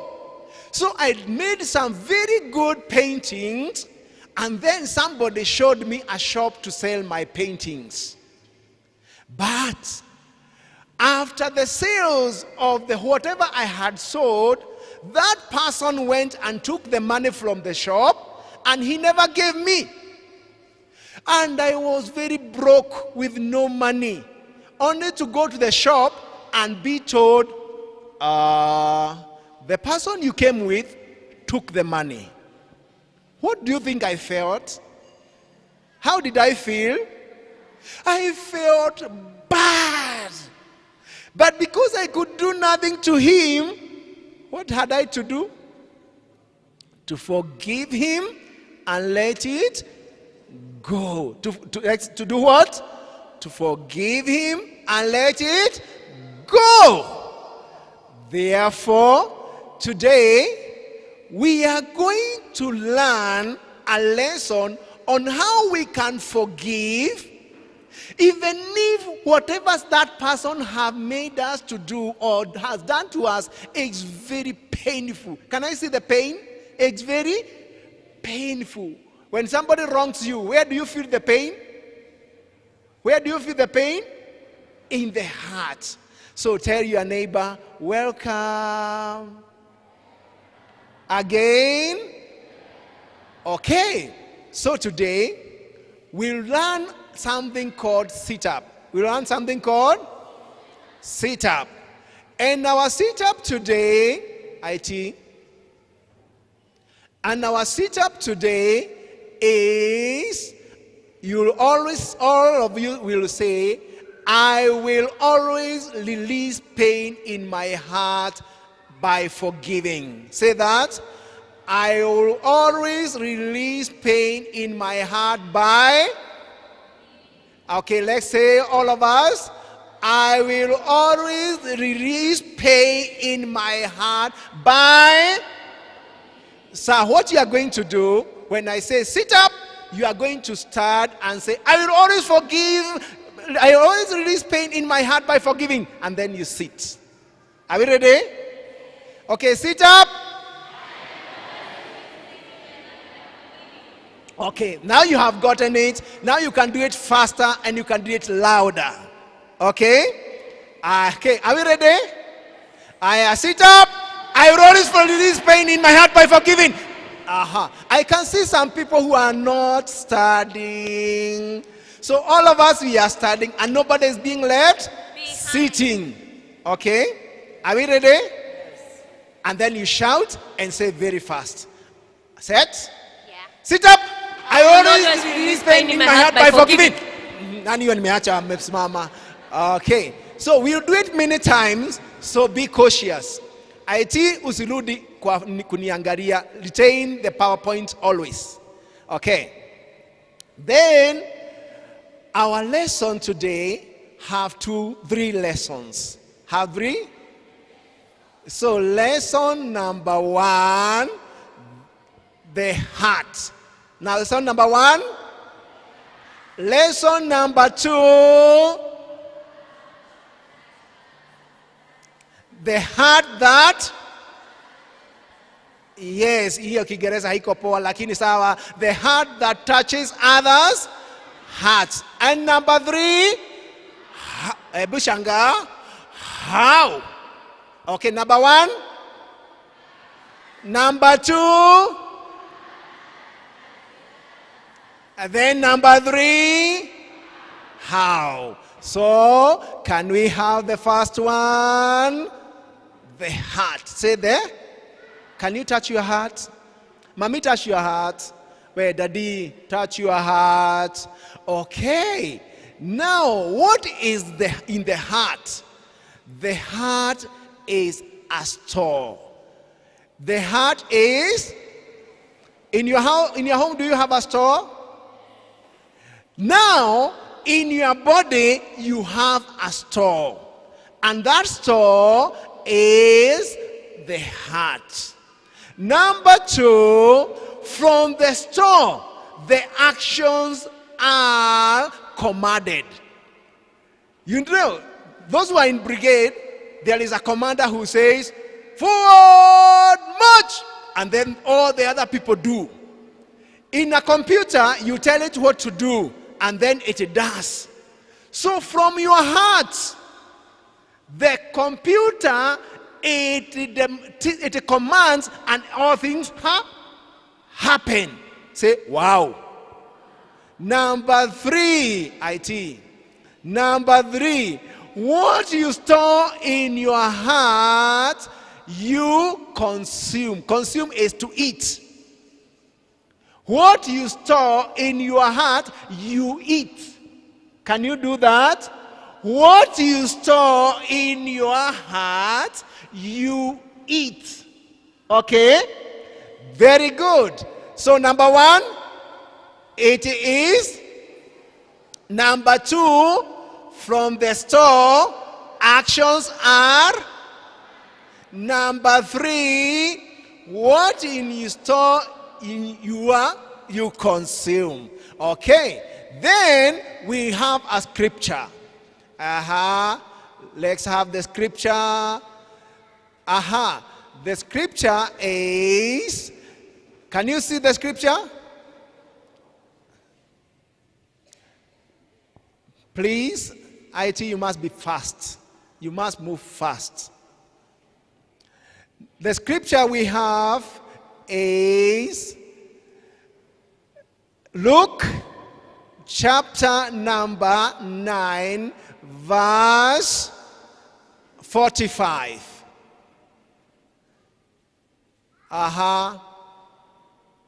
Okay, let's have what we have on the screen. Matthew chapter 12, verse 34b. Again, Matthew chapter 12, verse 34. What does it say?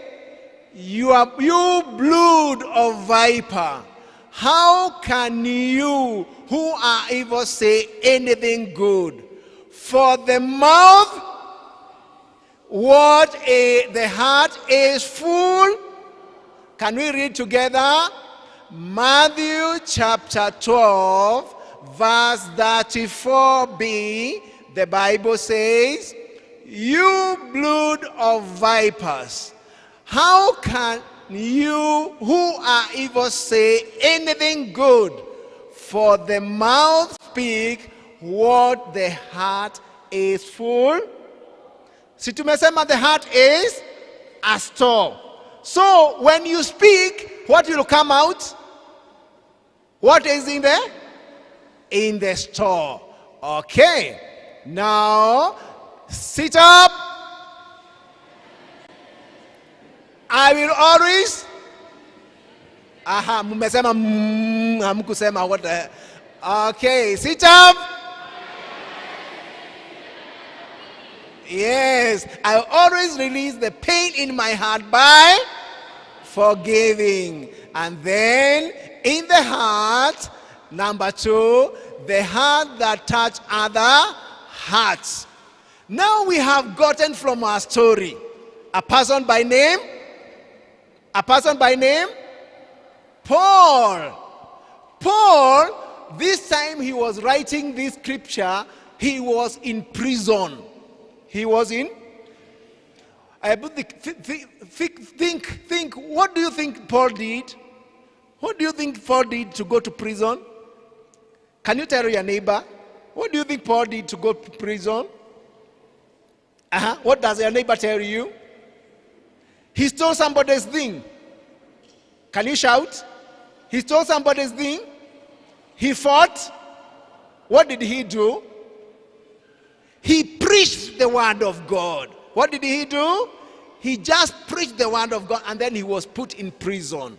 And then when he was in prison, now he was able to see a person. And that person is the letter he has written to his boss. And the boss' name was Philemon. The boss' name was? Who can tell me who he was writing about? The other person he was writing about, his name was? He was? Yes, he was a boy, a young boy by name?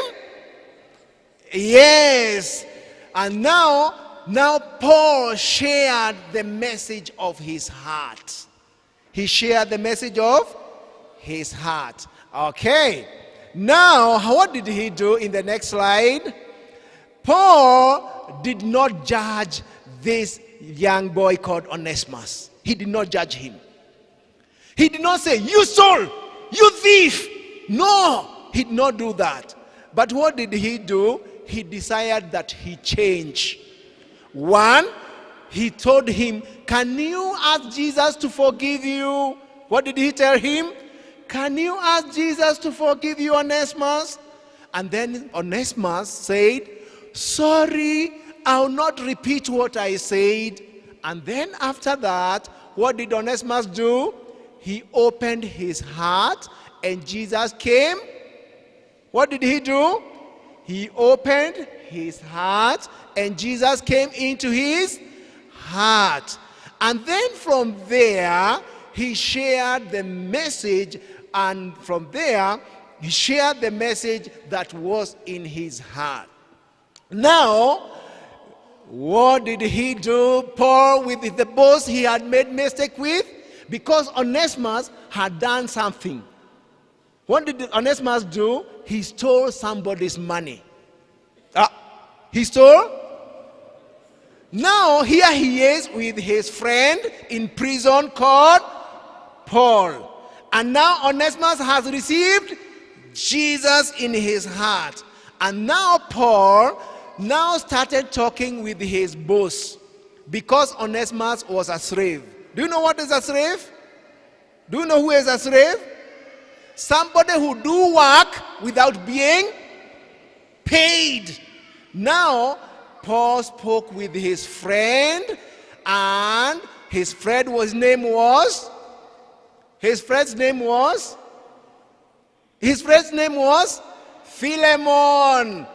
the name of the book. And now he's told him, this boy of yours called Onesimus, he has accepted Christ. And now he has changed. And now accept him. What did he do? He did the reconciliation. Say reconciliation. He did the reconciliation. And then he was ready even to pay any price for them to become friends again. For them to become friends again. What does that teach us? What does that teach us? It teaches us that you are an agent of reconciliation, you boy. You are an agent of reconciliation, you man. You can change things. You can make things happen. As long as your heart is willing to make things come together. We are in the next slide, IT. As long as you are willing to do things right, in your school, you can make things right. In your church, pastors, elders, women guild, you can make things right. Even in your family, when you have made mistake with your dad or with your mom, you can make things come right. Okay? Are we together? Sit up. Yes, I always release pain in my heart by forgiving. And then the scripture that we are going to read says, let's read together. Colossians chapter 3 verse 8 says, bear with each other and forgive one another. If any one of you has a grievance against someone, do what? Forgive as the Lord forgave you. Okay. Now we go to the last point, which was? You forgot. Which was? You are not saying it well. Which was? How? Which was how? Okay. What do you do? How do you forgive? How do you repent? How do you go on with the mom and dad even if you have made a mistake? Number one, let's read. Uncover and admit your. Do you see some people who are very angry and they do things that are not good? And I know there are some people who came to church today and they are still angry with somebody. A book, scratch your hand. Who are you angry with? Who are you angry with? Who made a mistake to you and you have not forgiven him? Okay, count. 1. Some people have even 10 people. I can see some people with 10 people. Frani, the other name. So that is point number. Point number 2. What do? Decide to forgive no matter. Okay. What do? You decide. I will not carry this grudge again. I will not be angry again. And you say, able to say, I will say, even if it's dad, even if it's mom, even if it's in your husband, you say, even if it's your brother, you say, even if it's your teacher, you say. And number 3, what do? You work on by going to mom and telling, Mommy, I am the one who broke that window. Please forgive me. You go to your husband and tell him, my husband, I spoke wrongly to you. Please forgive me. You go to your friend and tell him, I am the one who kicked that ball and it went on the other side of the fence. Please forgive me. You also say, I'm the one who broke the eggs and I said it's not me. Please, mom. Yes. And number 4, what do? Able to do your heart like this, as if you are sweeping. What do you do with your heart? Release from the emotional prisons. Let me tell you. Are you listening? There are some people who have said with unforgiving for many years. Many days. You fight dad because he has been angry, he will not speak to you for 1 week. You fight mommy because she is angry, she will not speak to anybody for a whole week. And what do you do when you have something like that? Do like this. Release from emotional prison. Si prison inafunga mtu hivi. Ebu shika mikono hivyo. What do? What do? you release it from your emotional prison. And what does the scripture say? Romans chapter 12 verse, what does it say? Therefore, I urge you, brothers and sisters, in view of God's mercy, offer your bodies as a living sacrifice, holy and pleasing to God. This is your true and proper. It's so sweet. Let us read it together. All of us. Romans chapter 12 verse 1. The Bible says, therefore, I urge you, brothers and sisters, in view of God's mercy, to offer your bodies as a living sacrifice, holy and pleasing to God.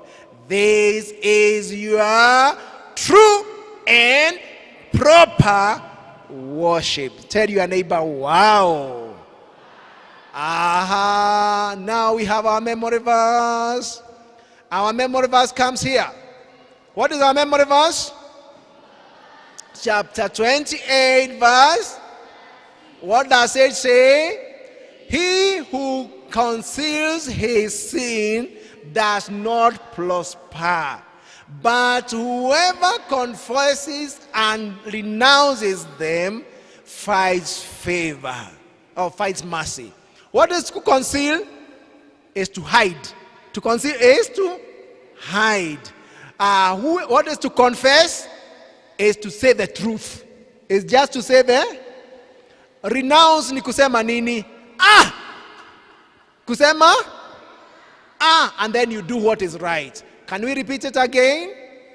Proverbs chapter 28 verse 13. What does the Bible say? His sin does not prosper, but whoever confesses and renounces them finds mercy. Hebu tusimame zote sasa. Turudi nyuma kidogo. Okay. Are we able to say it? Try not to look at the screen. Try to get it in your mind. All of us right to go. Proverbs chapter 28 verse 13. The Bible says, he who conceals his sin does not prosper, but whoever confesses and renounces them finds mercy. Aya, tufanye kama to say as you do what I'm doing. Want to go? Proverbs chapter 28 verse 13.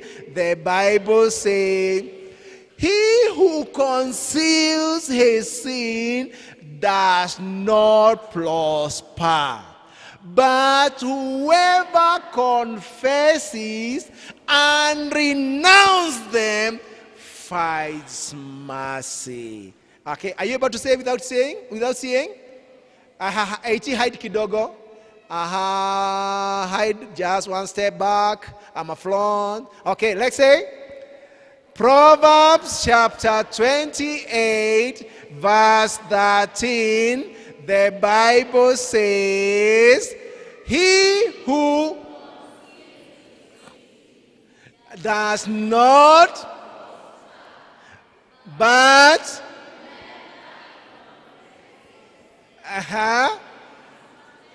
he fights mercy. Jipigie makofi moja. Mugu, kichwa, tubo. Very good. And now we get our song for the day. Don't sit, no sitting, no sitting, no sitting. Our song for the day is a song you know, but you listen to me as I sing. Don't sing. Yours is to play a guitar, to play a trumpet, as I sing. All of us, you listen, you don't sing with me. Damu. Hey, guitar iko wapi? Where drum set iko wapi? We go. Damu ime bumbu bubujika ni ya Imanueli, wakioga wenye taka usafi wa kweli, usafi wa kweli, usafi wa kweli, wakioga wenye taka usafi wa kweli. Hiyo gita inatoa vizuri, but now let us sing together, all of us. Damu imebumbujika ni ya Imanueli, wakioga wenye taka usafi wa kweli, usafi wa kweli, usafi wa kweli, wakioga wenye taka usafi wa kweli. Now I want us to sing this song as a prayer, okay? Kwa sababu damu imebubujika, you can be able to be forgiven. You can also be able to forgive. Do you believe you can? Do you want to release it? Do you want to let it go? Jesus forgave us. He can also forgive as you also forgive others. So can we open our hands before the Lord, all of us? And then we sing at this time as we meditate and we think what God wants us to say. Damu imebumbujika ni ya Imanueli,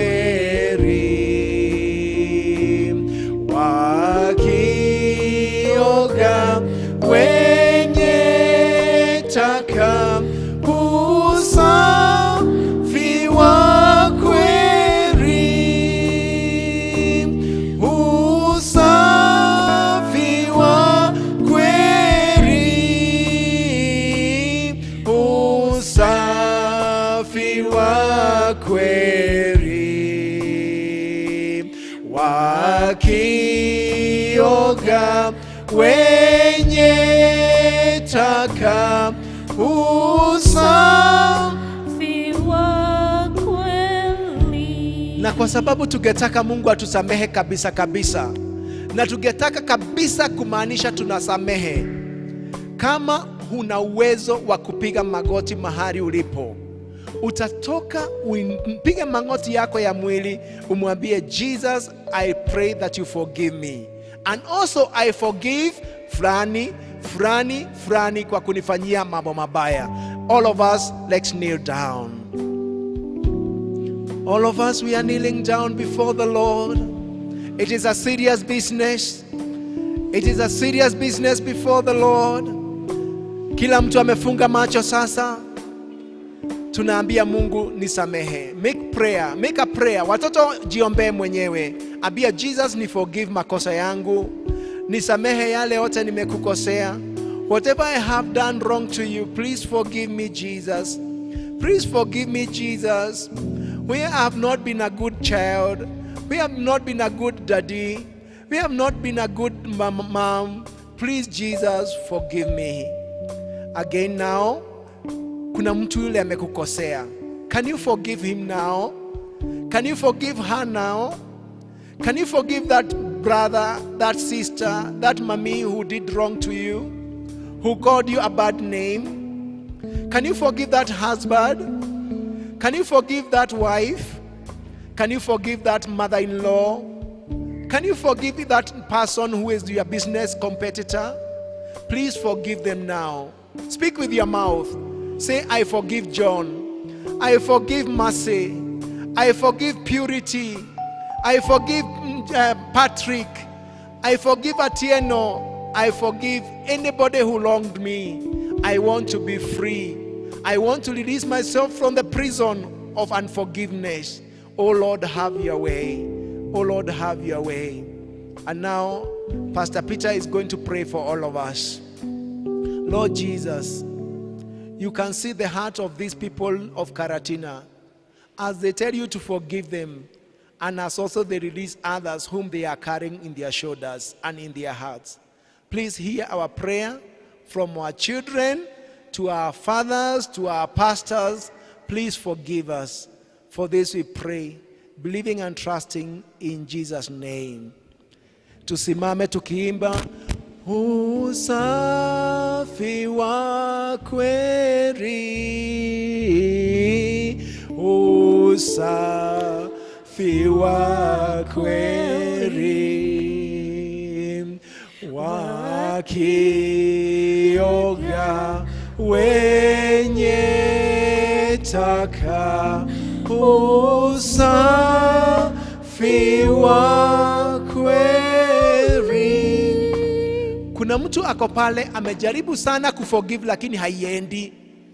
Reverend is going to pray with you so that you can be able to release that person you have been holding in your heart. Please raise up your hand if you are there, and God is going to pray, to listen to your prayer. Let us pray.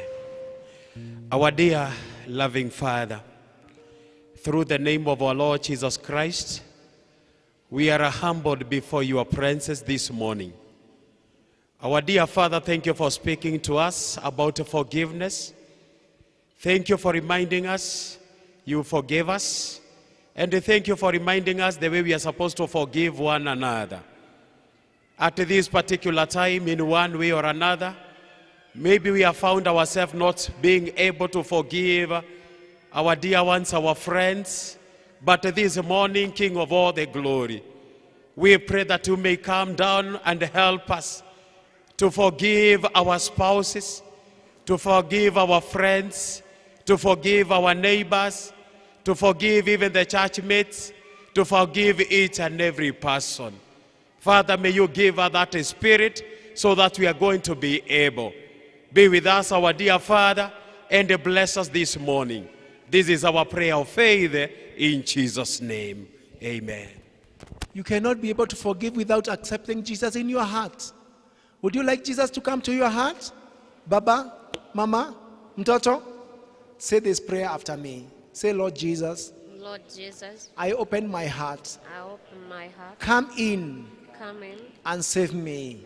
From today, I'll be your child. I'll be your child. In Jesus' name. In Jesus' name. Amen. Amen. If you have prayed that prayer, know that you have allowed Jesus in you, and from today you are born again.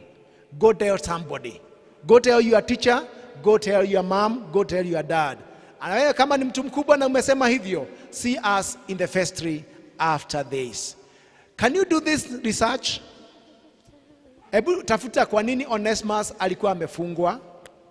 Tafuta kwa nini Onesimus alikuwa amefungwa. Hiyo mfanye jioni na baba na mom. And now I take this opportunity to say thank you very much for the good time. Tupigie mchungaji wetu makofi moja. Wazee wa kanisa makofi. Kanisa ya Karatina na KTV na watoto na walimu. And until we meet next time, may God bless you and keep you. And let's have a wonderful moment in Jesus' name. Amen. Tufanye mikono hivi. And now may the blessings of God, Father, Son, and the Holy Spirit be with you and remain with you, so that you may continue to be forgiven and to forgive. And may the blessings of God, Father, Son, and the Holy Spirit be with you and remain with you now and forevermore. Amen, amen, and amen.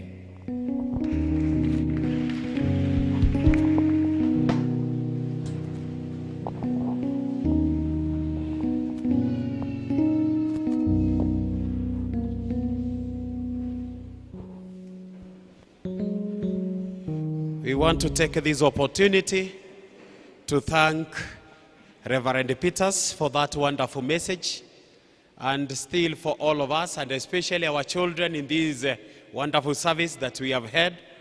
May the Lord bless all of us, and even as we come out of this place, even as we go to our homes in the coming week, may the Lord be with us. I just want to wish you well. May the blessings of God be with you and your family and everything. So tutasimama ili tuweze kurudi katika vestry, and we are going to sing hymn number 317 and 291 old. 317 new, 291 it is old. Tusimameni. We want to send Reverend Peters, Reverend Muhinya with the greetings, even as you go back to your parishes and as you go to the head office.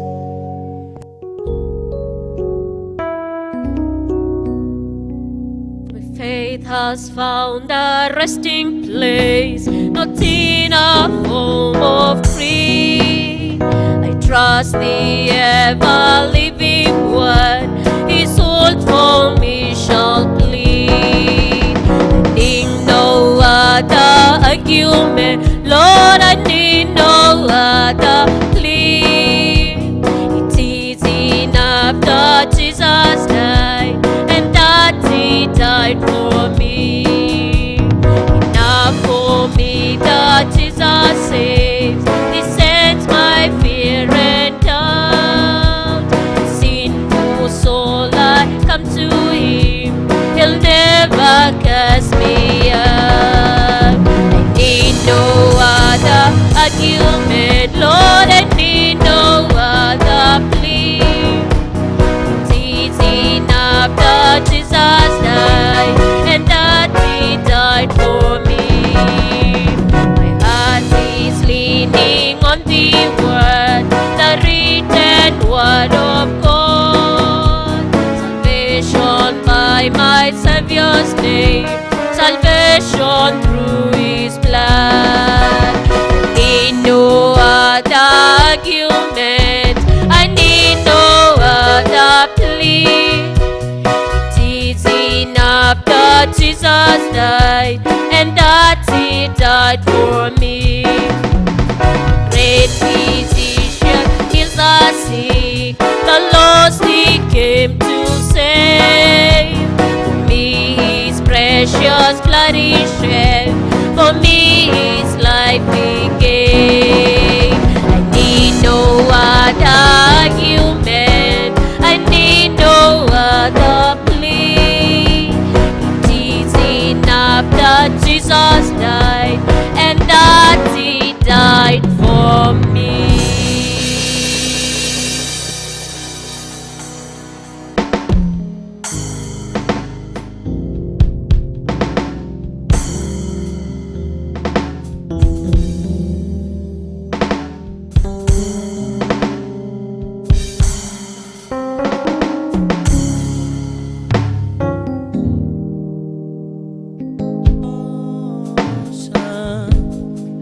Neema yako yanitosha.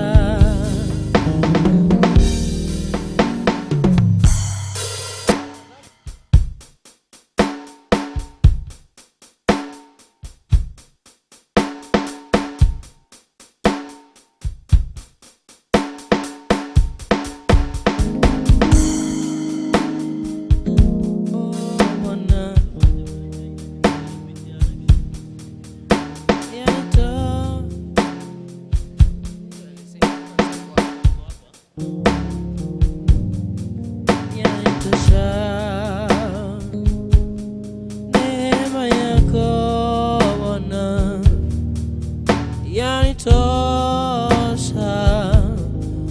Neema yako Bwana yanitosha. Neema yako Bwana yanitosha. Neema yako Bwana yanitosha.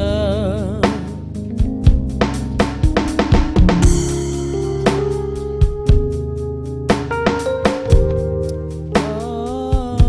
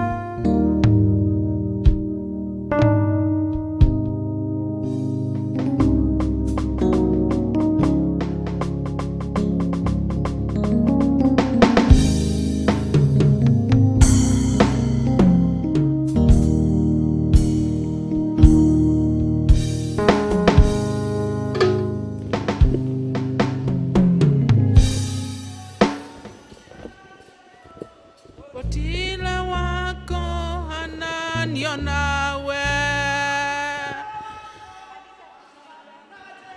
Tusimame, tusimame. Ako